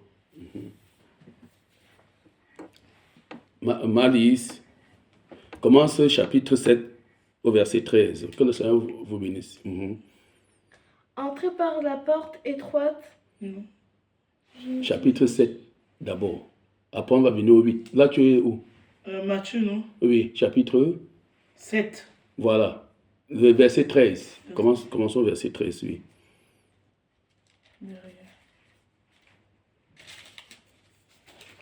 Donc c'est juste pour introduire jusqu'à ce qu'on arrive au chapitre 8 pour voir comment Jésus va amener comment ça va se produire au chapitre 8. Mais étroite est la porte, resserré le chemin qui mène à la vie, et il y en a peu qui les trouvent. Bon, tu comprends ici. Il dit, entrez par la porte étroite. Non, la porte étroite, tu vois, c'est une porte qui est difficile à voir. Donc, elle est petite comme ça. Tu comprends? Sur cette porte-là, ça ne t'attire pas. C'est ce que Jésus veut dire. Il dit, cette porte-là, car large est la porte, spacieuse est le chemin qui mène à la perdition. Donc on dit qu'il y a deux portes. Il y a une autre qui est comme, il y a celle-là qui est petite. Ce n'est pas invisible aux hommes. Enfin, les gens n'aiment pas trop prendre ça. D'accord? Parce que là, on voit le caca de bœufs et sur les gens ne veulent pas marcher parce que c'est difficile. C'est étroit, il faut faire beaucoup d'efforts pour y entrer. Mais on te dit maintenant qu'il y a une autre porte. C'est comme tu vois le boulevard, imagine, pour te faire comprendre. Donc ça. Et on dit l'autre aussi. Donc ça c'est la porte étroite. Ça c'est la porte large. Tu vois ici, si les gens sortent d'un train, d'accord, et que il y a une petite barrière ici qui est ouverte, l'autre ici est grandement ouverte. Les gens vont passer par où? Là où c'est grand ouvert. Donc tout le monde va aller ici, non? Parce que l'accès est facile. Voilà. Et il dit que l'accès à ces portes-ci, comme c'est facile là, imagine, comme les gens partent là-bas, c'est l'eau. Donc ils vont aller tomber tous dedans. Alors que quand tu arrives ici, tu montes, tu as l'abri ici. Mais celle-ci, c'est difficile à rentrer. C'est difficile à rentrer. Et la Bible dit que c'est ça, les chrétiens. Donc ça veut dire que le monde part ici. Donc ceux qui veulent les richesses là, non, Satan vous donne ça, c'est facile. Il te dit que non, tu fais quoi? Tu peux tuer ton père, tu tues ton père, il te donne tout ça. Donc tu vois que c'est facile d'accès. C'est pour ça que tu vois, quand tu as payé ta soeur le Congo, elle a dit que non, le péché est sucré. C'est ça ici. C'est elle qui m'a... c'est ceux qui sont sur cette voie-ci. Parce que c'est une voie où le péché est sucré. Très, très sucré. Les gens y vont. Mais ici, quand tu arrives ici, on te dit que non. Boîte de nuit, tu ne parles plus, tu ne manques plus, tu ne voles plus. Tu ne cherches plus la femme de quelqu'un, tu dis, mais qui peut vivre comme ça sur la terre? Non, je dois jouir de ma vie. Voilà. Il faut que je profite. Tu entends, non? Il faut profiter de la vie. C'est ce qui sort dans les gens, non? Il faut profiter de la vie. Tu vas profiter de la vie pour vivre peut-être 50 ans, pour ceux qui vivent longtemps en Afrique, ou bien 70 ans ici, la moyenne. Après, tu vas rester dans le feu qui va te brûler éternellement. Qui va te brûler. La route là. Donc, je rentre pour moi. Voilà, tu préfères. Je préfère laisser tout, je rentre pour moi calmement. Que la route que tu fais du péché. Amen, amen. Que le Seigneur te bénisse. Que le Seigneur te bénisse. C'est quand vraiment la route là, ça. Tu sais parce que c'est en haut important. Ici, c'est pas important. Tu vois, non, ici, c'est rien. Que le Seigneur te bénisse. Quand tu seras vraiment sur ces routes là, on saura que tu es vraiment sur ces routes. Tu vois Moi, pas je ce que suis je veux déjà dire? dans la route. Là. Tu es sur la route, non? Voilà. Que le Seigneur te bénisse, ma soeur. Que le Seigneur te bénisse d'être sur cette route. C'est la meilleure route parce que ici, tu vois que la fin, tu ne vois pas la fin. D'accord? Mais ici, là, Tu vois la fin. tu vois la fin. Donc, tu es là, tu es dans la joie, mais la mort vient te taper. Mais ici, quand tu marches, Jésus te dit non, prends courage. Prends courage. Je t'ai réservé un trône. S'il n'y avait pas de maison en haut, je ne serais jamais venu. Il te dit ça. Chaque jour, il te dit, prends courage. Même si on t'insulte, ne regarde pas. Même si tes parents te rejettent, même si tes soeurs disent que tu es devenu Alléluia, ne les regarde pas. Prends courage. Dans Matthieu dit que celui qui ne renie pas son père, sa mère, ses enfants, n'est pas digne de me suivre. Donc chacun doit porter son fardeau et suivre le Seigneur Jésus. Continue la lecture, ma fille. Mais étroite est la porte, resserré le chemin qui mène à la vie. Et il y en a Il beaucoup, y en a beaucoup qui y trouvent. C'est ça, non? Il y en a peu qui y trouvent. Chez toi, il y en a peu aussi. Attends, Le verset 14. Oui. Mais, dis chez toi. Jésus se rendit. Non, verset 14. Tu es dans Matthieu chapitre 7? Oui, je suis là. Verset 14 de Matthieu chapitre 7. Dans ta vie, toi, tu étais où, ma soeur? Chapitre 7. Chapitre 7. Tu es où? Verset 14. Non. Chapitre 7 d'abord. Il faut retrouver le chapitre 7. C'est là. Voilà, maintenant tu cherches le verset 14. Non, ouvre devant. Parce que c'est le chapitre en bas, ça dit que la suite. Non, ouvre la page qui suit.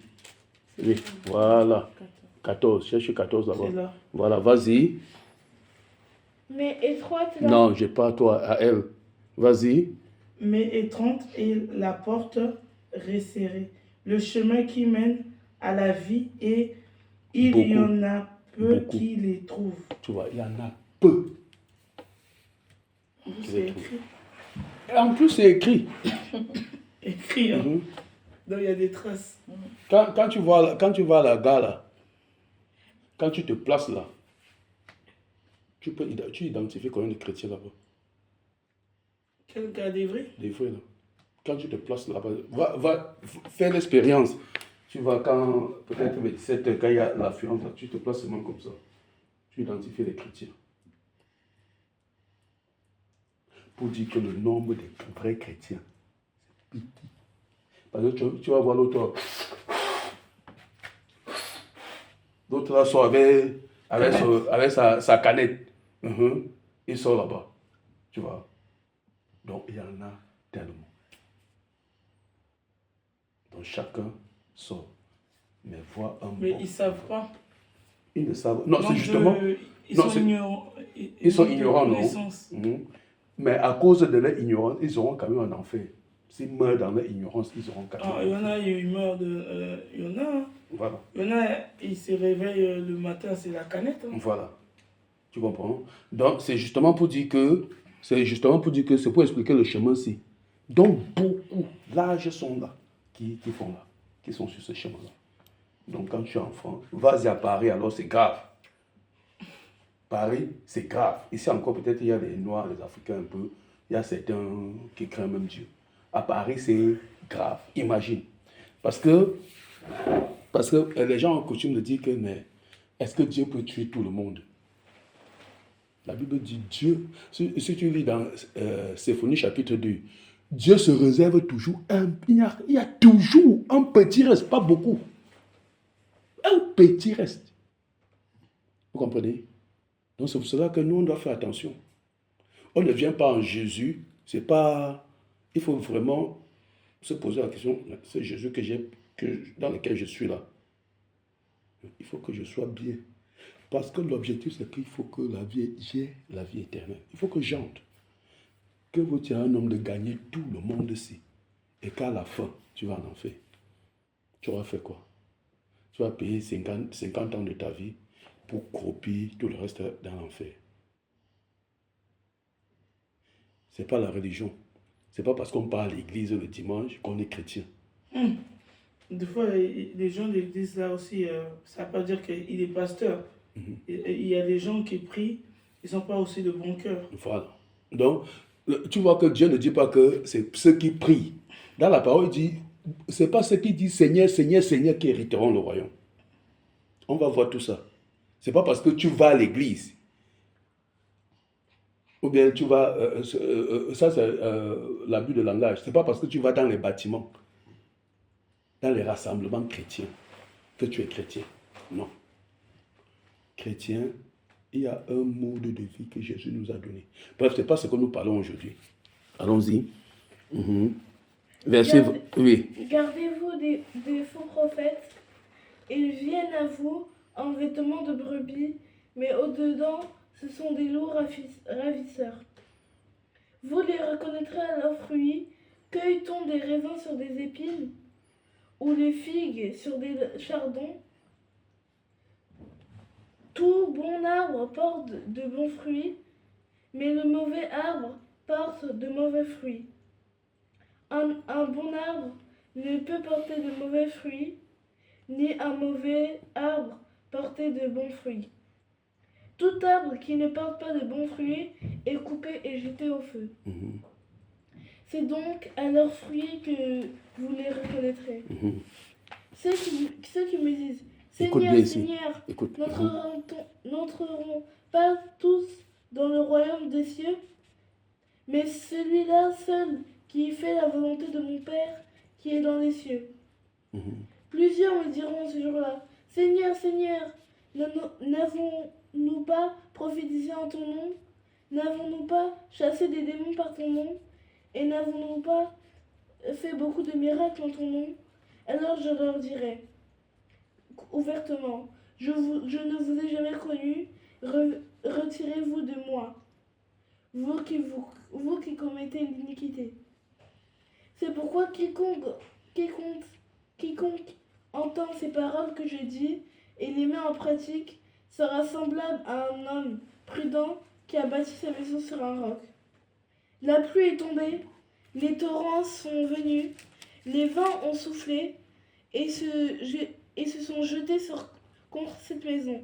Mais elle n'est point tombée parce qu'elle était fondée sur le roc. Mais quiconque entend ces paroles que j'ai dit et ne les met pas en pratique sera semblable à un homme insensé qui a bâti sa maison sur le sable. La pluie est tombée, les torrents sont venus, les vents ont soufflé et ont battu cette maison. Elle est tombée et sa ruine a été grande. Après que Jésus eut achevé ses discours, la foule fut frappée de sa doctrine, car il enseignait comme ayant autorité, et non pas comme un homme, pas comme leurs scribes. Amen. On arrête là. Donc, tu vas noter dans ton cahier Matthieu, chapitre 7, du verset 13 jusqu'au verset 29. Là, à la maison, tu vas lire ça. Tu mets la date. Aujourd'hui, c'est le 30 septembre. 30 pages. Mets la date 30 septembre.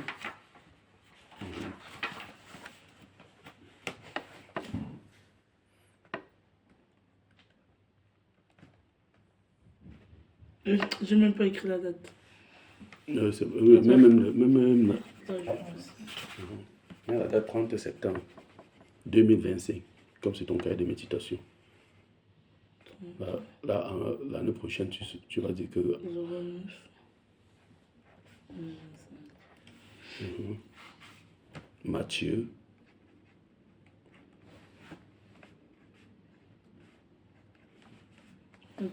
Matthieu chapitre 7, verset 13 à 29. Donc, il faut lire ça bien quand tu seras à la maison. Maintenant, on va entrer dans notre sujet du jour. On n'a pas encore fini. Matthieu chapitre 8.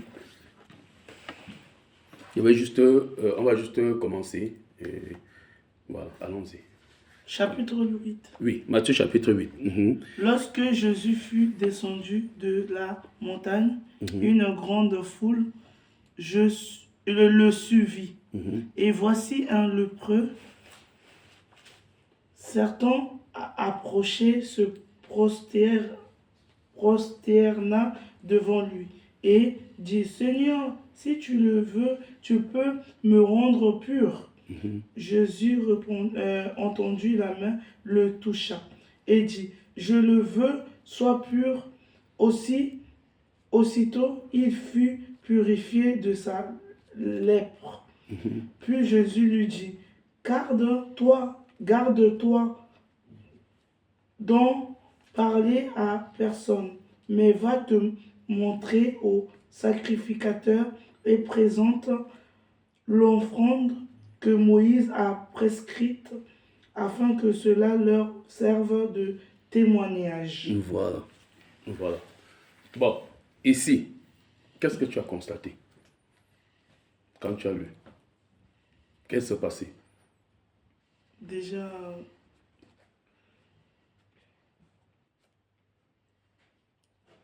parce que là, en fait, c'était Jésus qui descend de la montagne. Et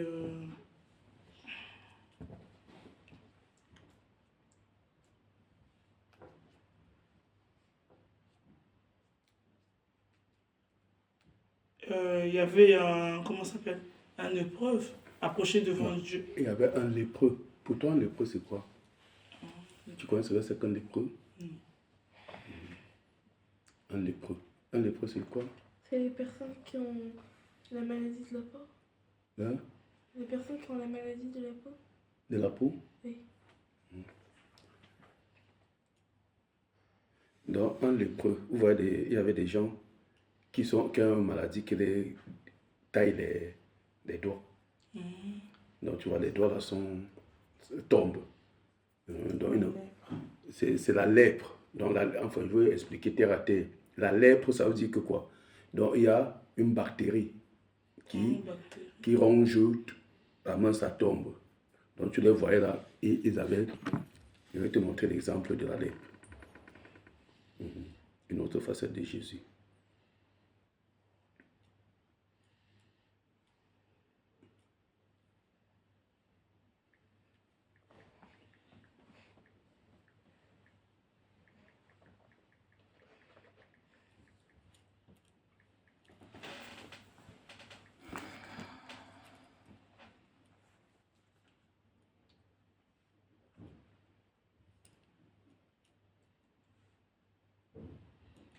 Voilà, tu vois.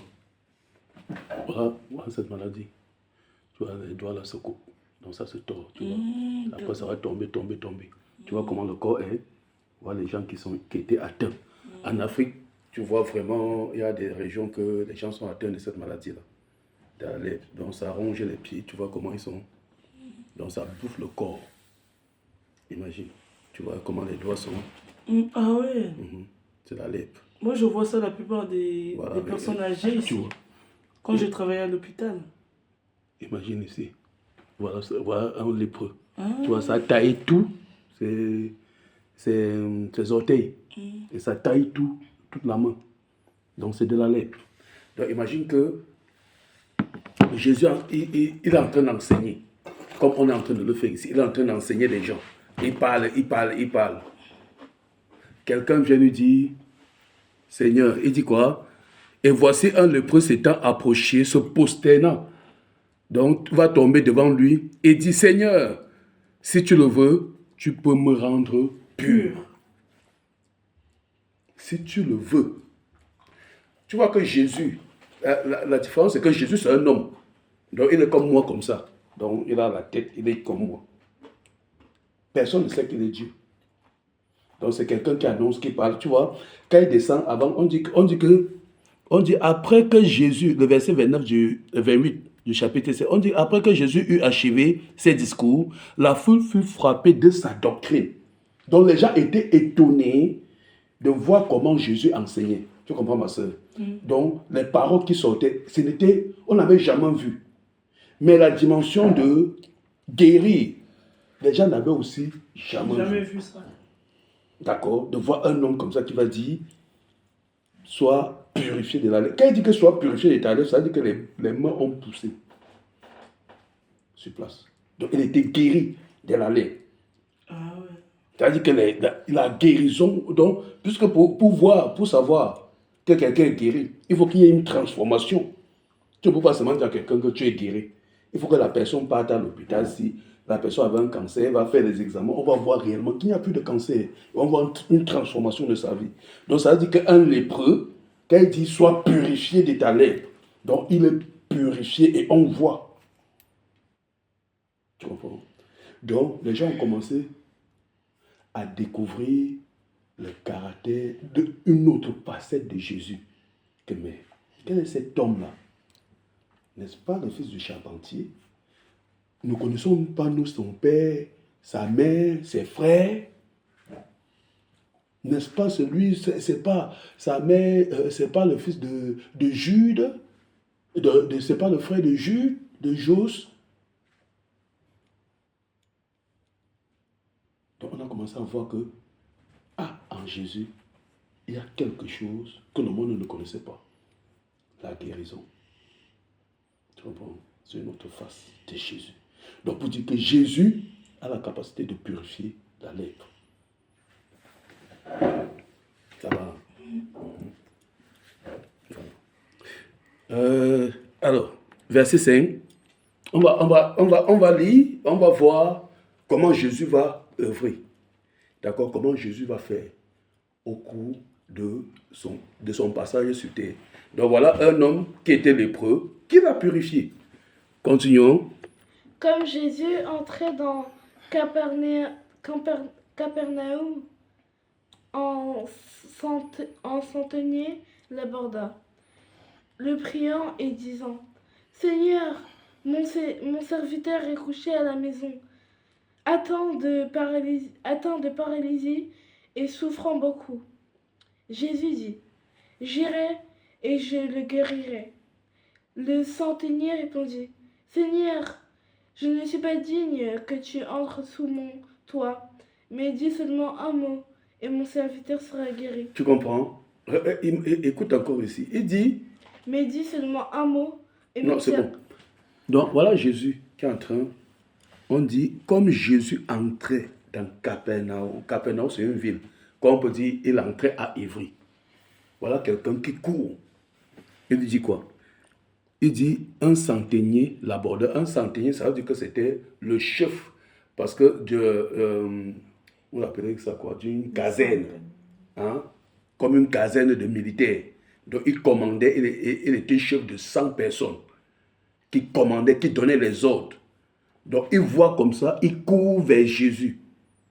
Il dit quoi? Le priant et disant, Seigneur, mon serviteur est couché à la maison, atteint de paralysie et souffrant beaucoup. La paralysie, c'est quoi?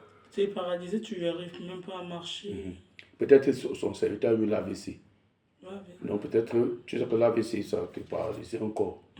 Un côté, peut-être ça va paralyser. Il n'arrive pas, il souffre beaucoup. Bon, la question qu'on peut se poser, qu'est-ce qui a amené ce centenier-là à aller voir Jésus?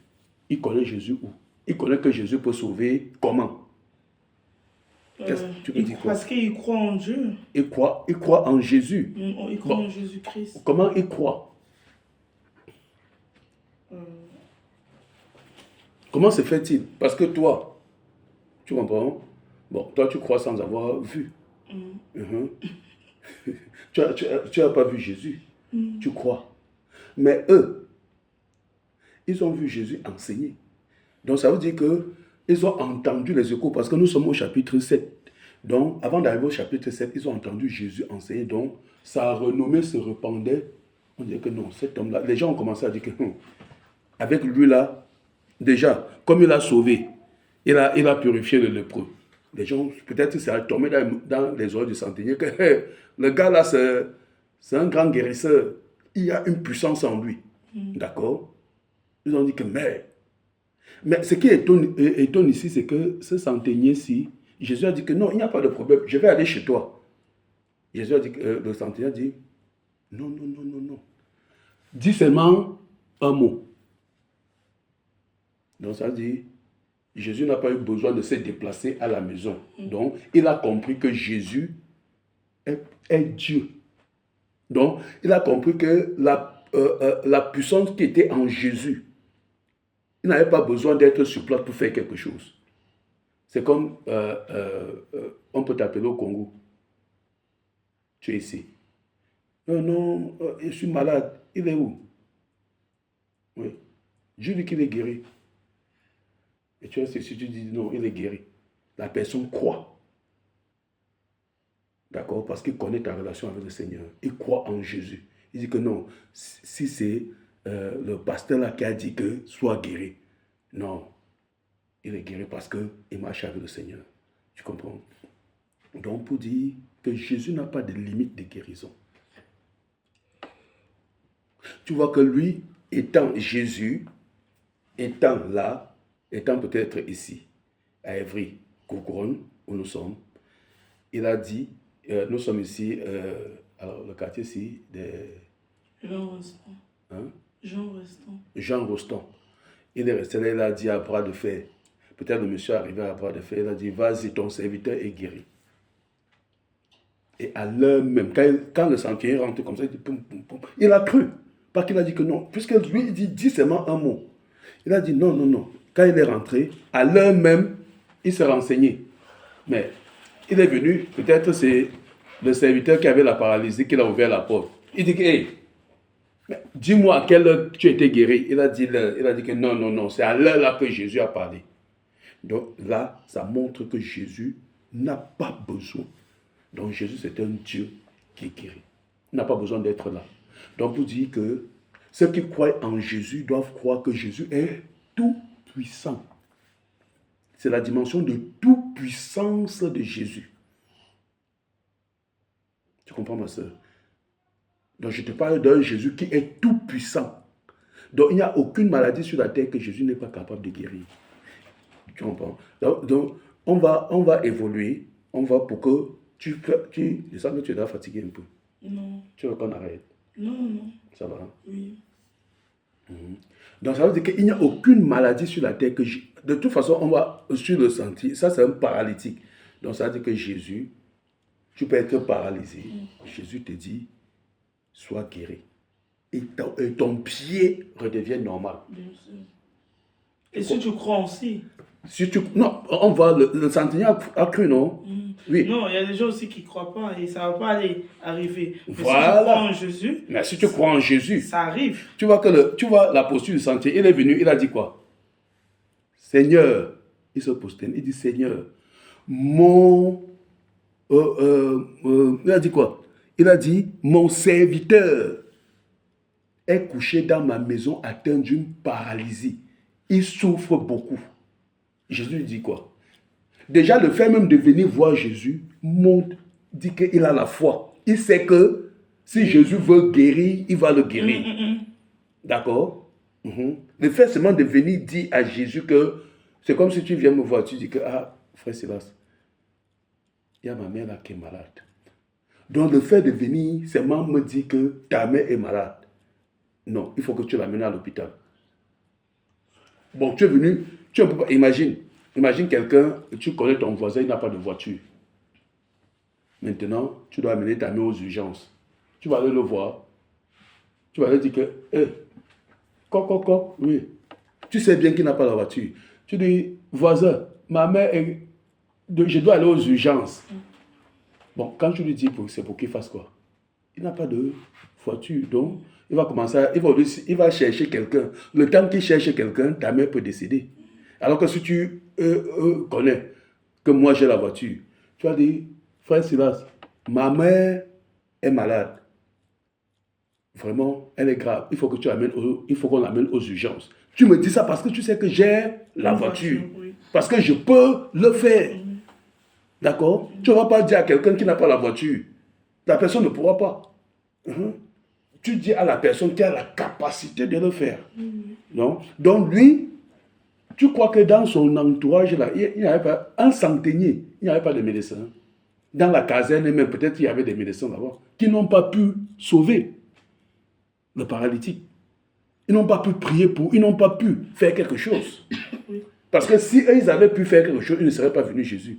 Donc quand lui vient voir Jésus, il sait que Jésus va le faire. Donc sa foi, il sait que Jésus va le faire. Quand il commence à converser avec Jésus, quand il dit, écoute ce que Jésus va lui dire, il dit, le centurion répondit, Seigneur, je ne suis pas digne que tu entres sous mon toit, mais dis seulement un mot et mon serviteur sera guéri.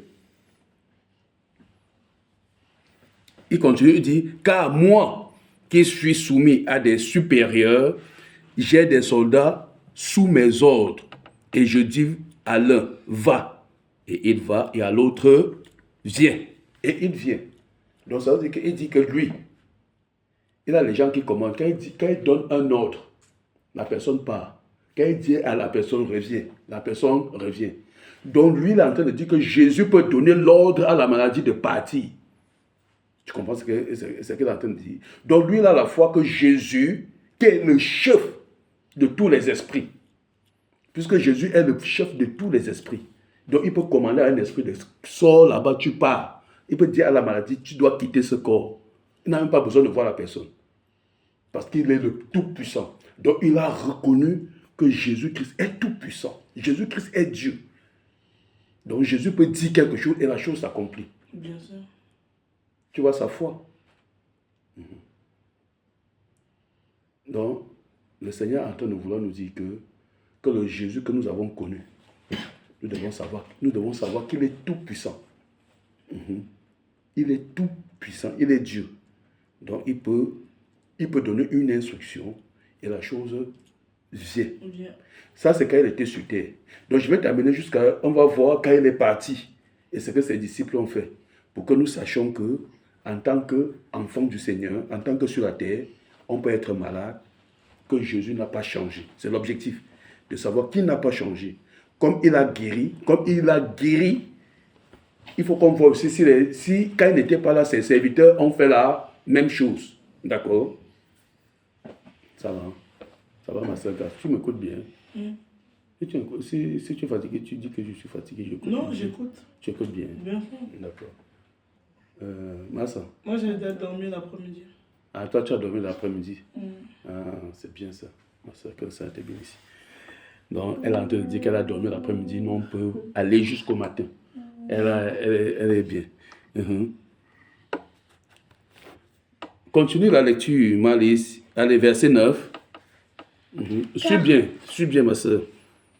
Car moi je suis soumis moi qui suis soumis à des supérieurs, j'ai des soldats sous mes ordres, et je dis à l'un va, et il va, à l'autre viens, et il vient, et à mon serviteur fais cela, et il fait cela.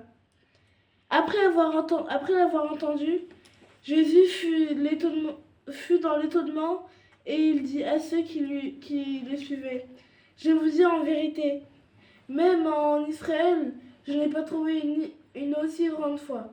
Tu comprends ça?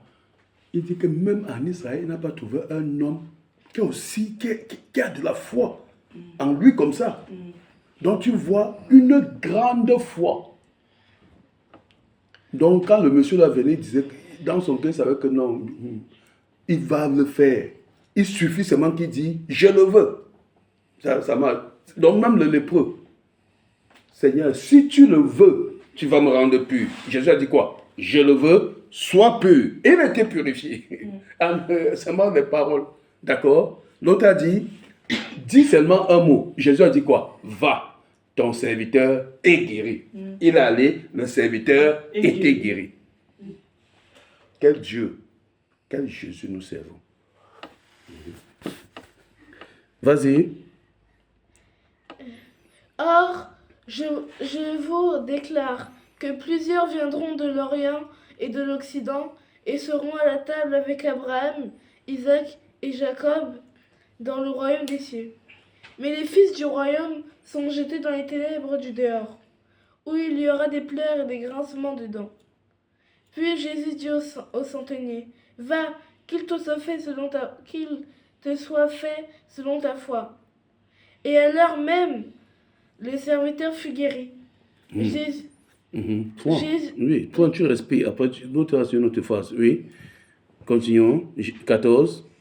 Il toucha sa main. Jésus. 14, non? Tu touches à ta main. Jésus se rendit. Jésus se rendit ensuite à la maison de Pierre, dont il vit la belle-mère couchée ayant la fièvre. Il toucha sa main et la fièvre la quitta. Puis il se leva et le servit. Tu comprends encore? Donc Jésus, Il touche il touche sa main. Ouais. Là, il vient, bon, fièvre, pim, Ça s'enlève. ça s'enlève. Bon, Il est Jésus, fort. Jésus, hein. Rassure-toi que quand il marchait comme ça, les gens ne savaient pas qu'il était Dieu. Mais certains, voyant ses œuvres, croyaient que non. Lui, l'homme là, ce n'est pas un homme. Puisque, comme on a vu dans Luc chapitre 1 et Matthieu chapitre 1, on pouvait bien voir, c'est un enfant qui est né. Donc il a grandi. Mais quand on voit les choses qui sont, on dit que mais non. Non. Un enfant, un homme ne peut pas faire. Parce que pareille chose n'était jamais arrivée en Israël. Ce qu'il a fait n'était jamais. On n'avait pas quelqu'un parler déjà bien et faire des miracles, des choses comme ça. Quand on lit les prophètes, il y a des miracles qui arrivaient parfois. Mais ce n'était pas tout le temps. Mais lui, un mot, il touche. Continuons dans... Je continue. Verset 23. Il monta dans la barque et ses disciples le suivirent. Et voici, il s'éleva sur la mer, mais sur la mer, une si grande tempête que la barque était couverte par les flots. Et lui, il dormait. Les disciples s'étant approchés, le réveillèrent et dirent: Seigneur, sauve-nous, nous périssons. Il leur dit: Pourquoi avez-vous peur, gens de peu de foi? Alors il se leva, menaçant les vents et la mer, et il y eut un grand calme. Ces hommes furent saisis d'étonnement. Quel est celui-ci, disait-il, à qui obéissent même? Quel est celui-ci, disait-il, à qui obéissent même les vents et la mer? Point. Tu comprends là, ma soeur? Donc on est en train de dire que voilà Jésus, il devait traverser la mer. Donc ils sont montés dans une barque. Et le gars se mit à dormir. Bon, la question est de savoir est-ce que Dieu dort. Mais il était là couché. Il dormait. Comme nous dit la Bible. Une tempête s'est levée. Ça secouait. Les disciples ont dit que non, ici là on est fini. On a dit que mais toi on est fini. Toi tu dors comment? Réveille-toi. Mais on périt. Il s'est levé, il a fait comme ça. La tempête. Ça s'est arrêté. Les gens, ils se sont regardés comme ça, mais on marche même avec qui? Quel est celui-là? Donc ça veut dire que les disciples ne le connaissaient, ne le connaissaient pas. Donc bon, il a fait un miracle, il a fait une guérison. Il a guéri, on a dit que bon ça va, il a guéri. Donc la question des disciples qui dit, quel est celui, quel est celui-ci, disait-il, à qui obéissent même les vents et la mer? Donc la question des disciples montre réellement qu'ils ne connaissaient pas que Jésus, que c'était Dieu. D'accord? La question, parce qu'ils sont étonnés, que mais jusqu'à la dimension du vent, non, celui-ci, c'est qui exactement? Donc ils ne connaissent pas encore. Donc pour dire que Jésus-Christ se révèle. Tu comprends ma soeur? L'appellation Dieu, que Jésus est Dieu. Ça c'est écrit dans la Bible. Mais pour que Jésus soit Dieu pour toi, il faut qu'il se révèle à toi. Et il faut qu'il se révèle. Et il va se révéler à toi. Amen. Sans ça, tu vas le connaître seulement dans la Bible. Si tu le connais dans la Bible, ta foi sera basée sur celui qui est dans la Bible. Donc tu vas lire, ça sera basé sur les versets bibliques. Mais il faut que tu aies une relation avec lui qui se montre à toi, à la dimension que l'homme ne peut pas. Là, tu poseras ta foi et ta foi ne faillira point. D'accord? Donc ma prière est qu'il se révèle à toi. Qu'il se montre véritablement. Parce qu'il ne se montre pas. Quand on va dire Jésus, tu vas dire que dans Jean, il a fait ça. Dans Jean, ceci, il a fait ça. Tu comprends? Mais il faut que quand tu dis Jésus est Dieu, quelqu'un va dire, oui, Jésus est Dieu. Non, non, non. La Bible, que le blanc le écrit. On vient vous laver le cerveau. Non, il faut que quand tu dis que Jésus est Dieu, voilà ce qu'il a fait pour moi. D'accord? Bien sûr. Voilà mon témoignage. Parce que quand on voit ceci, ils ont vu quand même une grande tempête et ils ont vu la tempête s'arrêter. Donc tu ne peux pas leur dire que Jésus n'a pas arrêté la tempête. D'accord? Nous ici, tu vas dire à quelqu'un, va dire que non, ce sont des histoires que les gens ont rédigées. Bon, tu vas le confronter comment? Parce que toi, tu n'es que dans l'histoire. Mais maintenant, si quelqu'un est malade et que tu viens, tu dis Jésus-Christ est guéri et il va à l'hôpital, il voit qu'il est réellement guéri, il aura expérimenté Jésus. Jésus aura fait quelque chose pour lui. Donc sa foi ne sera pas basée sur les versets bibliques, mais sur un témoignage qu'il a. Donc aujourd'hui, quand il va lire que Jésus peut arrêter le vent, il croira parce que Jésus a guéri sa maladie. Tu comprends un peu, ma soeur? C'est ça la marche du Seigneur. Donc il faut prier, ma prière, que le Seigneur se révèle, afin que ta foi soit basée sur le roc, sur quelque chose, que toi-même, sur un témoignage que tu as vécu. Tu comprends? Là, vraiment, tu pourras avancer avec lui. Il faut. C'est pour cela que nous-mêmes, le Seigneur doit... Tu vois, avec les disciples, aujourd'hui, tu veux connaître le Seigneur qui est le Dieu qui guérit. Parce que oui, il t'a utilisé peut-être, tu as vu la guérison. Oui. D'accord? Mais tu ne connais pas que c'est le Dieu qui fait des miracles. Dans la Bible, tu le connais qui fait des miracles. Mais est-ce que toi-même, tu as déjà vu? Parce que les disciples, aussi, quand ils marchaient, quand ils ont vu que Jésus a guéri le lépreux, ils ont dit que oui, ils ont le témoignage. Oui, il a guéri un paralytique. Oui, ils étaient là, ils ont vu. Mais la dimension d'arrêter le vent. Donc ça veut dire que si Jésus s'arrêtait là pour eux, il avait dit que non, non, non, Jésus ne peut que guérir les maladies, mais le vent là, non, non, non, je ne crois pas qu'il peut guérir. Tu comprends un peu? Mais eux, ils ont vu qu'il a guéri le vent. Ils vont aller voir même, quelque part, quand on va voir pour Lazare, il a ressuscité Lazare. Donc ça veut dire qu'il peut nous réveiller le mort. Tu comprends? Donc tu vois que Jésus se révèle au fur et à mesure. Parce que même pour nous, il y a des choses que Jésus n'a pas encore fait pour moi, qui est encore biblique. Tu comprends? Donc je l'ai encore, bien sûr, je crois. Mais je désire être témoin oculaire de voir quelqu'un qui était mort jusqu'à ce qu'on a fait son cercueil. Et que Jésus a réveillé. Tu comprends? Et Jésus a réveillé. Il faut que nous aussi on témoigne ces choses. Parce que les disciples, eux, ils étaient avec Jésus. On va voir. Eux, ils ont vu ces choses. Il ne faut pas que Jésus soit pour nous le Jésus de la Bible. Non, il faut que ça soit pour nous le Jésus qui fait aussi des miracles. Qu'on continue à voir des miracles. Tu comprends?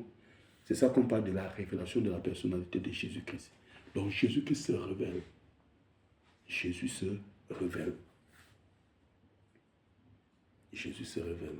Elle est partie. Tu comprends? Jésus se révèle. Et nous devons... C'est pour ça que plus nous entrons dans la marche avec le Seigneur, plus il se montre. Plus on est dedans. Plus on est dedans, plus il va se faire connaître.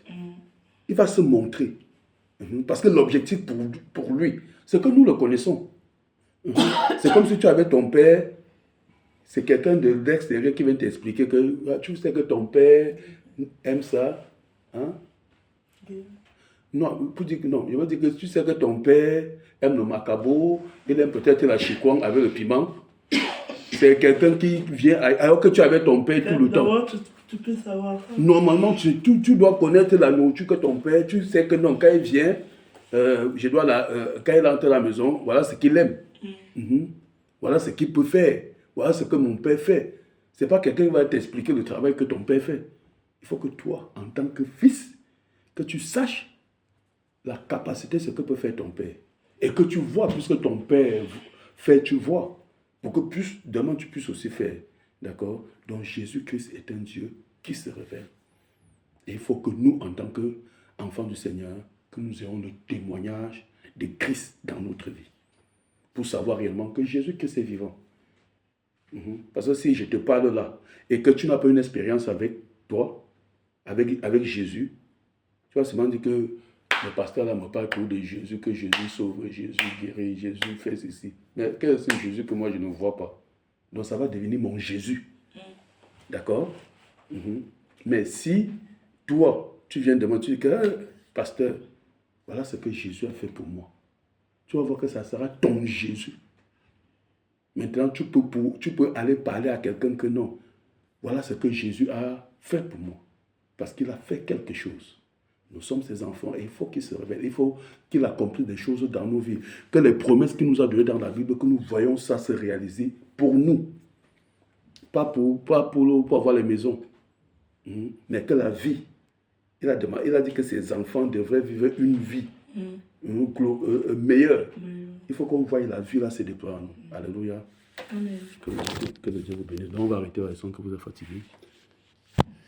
Donc on va arrêter là sur une autre personnalité de Jésus-Christ. On va continuer ça la prochaine fois.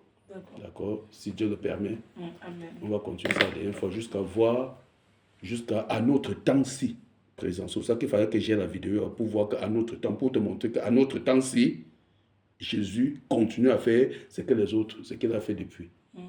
Il a fait, les apôtres ont fait, les disciples dans la Bible ont fait, et que notre temps aussi, il faut que nous montrons aussi que Jésus est toujours le même et qu'il continue à faire. D'accord, ma soeur? Que ça te bénisse. Tu as quelque chose à dire? Comment ça s'appelle? Non, c'est bon. C'est bon.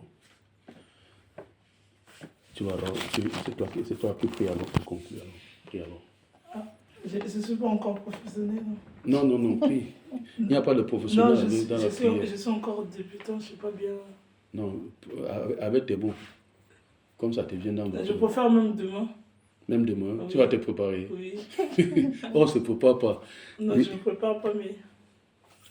Seigneur Dieu de gloire, nous te disons merci Père. Merci Père pour ces moments glorieux que tu nous as donnés. De passer encore dans ta sainte présence, Seigneur. Merci Père pour ces temps merveilleux.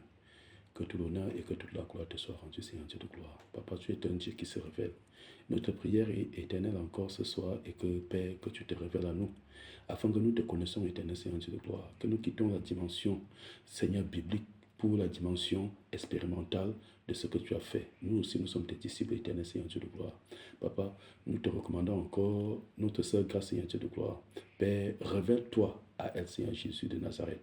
Seigneur, révèle-toi. Elle a besoin de te connaître, Seigneur, afin que, Père, sa foi ne soit pas basée, éternel, Seigneur Dieu de gloire, sur les écrits, mais sur un vécu. C'est encore meilleur, éternel, quand ce sont un vécu, un témoignage personnel sur lequel, Seigneur Dieu de gloire, le témoignage de la Bible, Seigneur Dieu de gloire, s'appuiera aussi, Seigneur Jésus.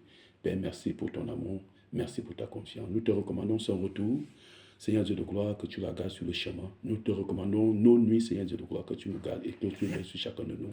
Au nom de Jésus de Nazareth, nous t'avons ainsi prié. Amen. Amen.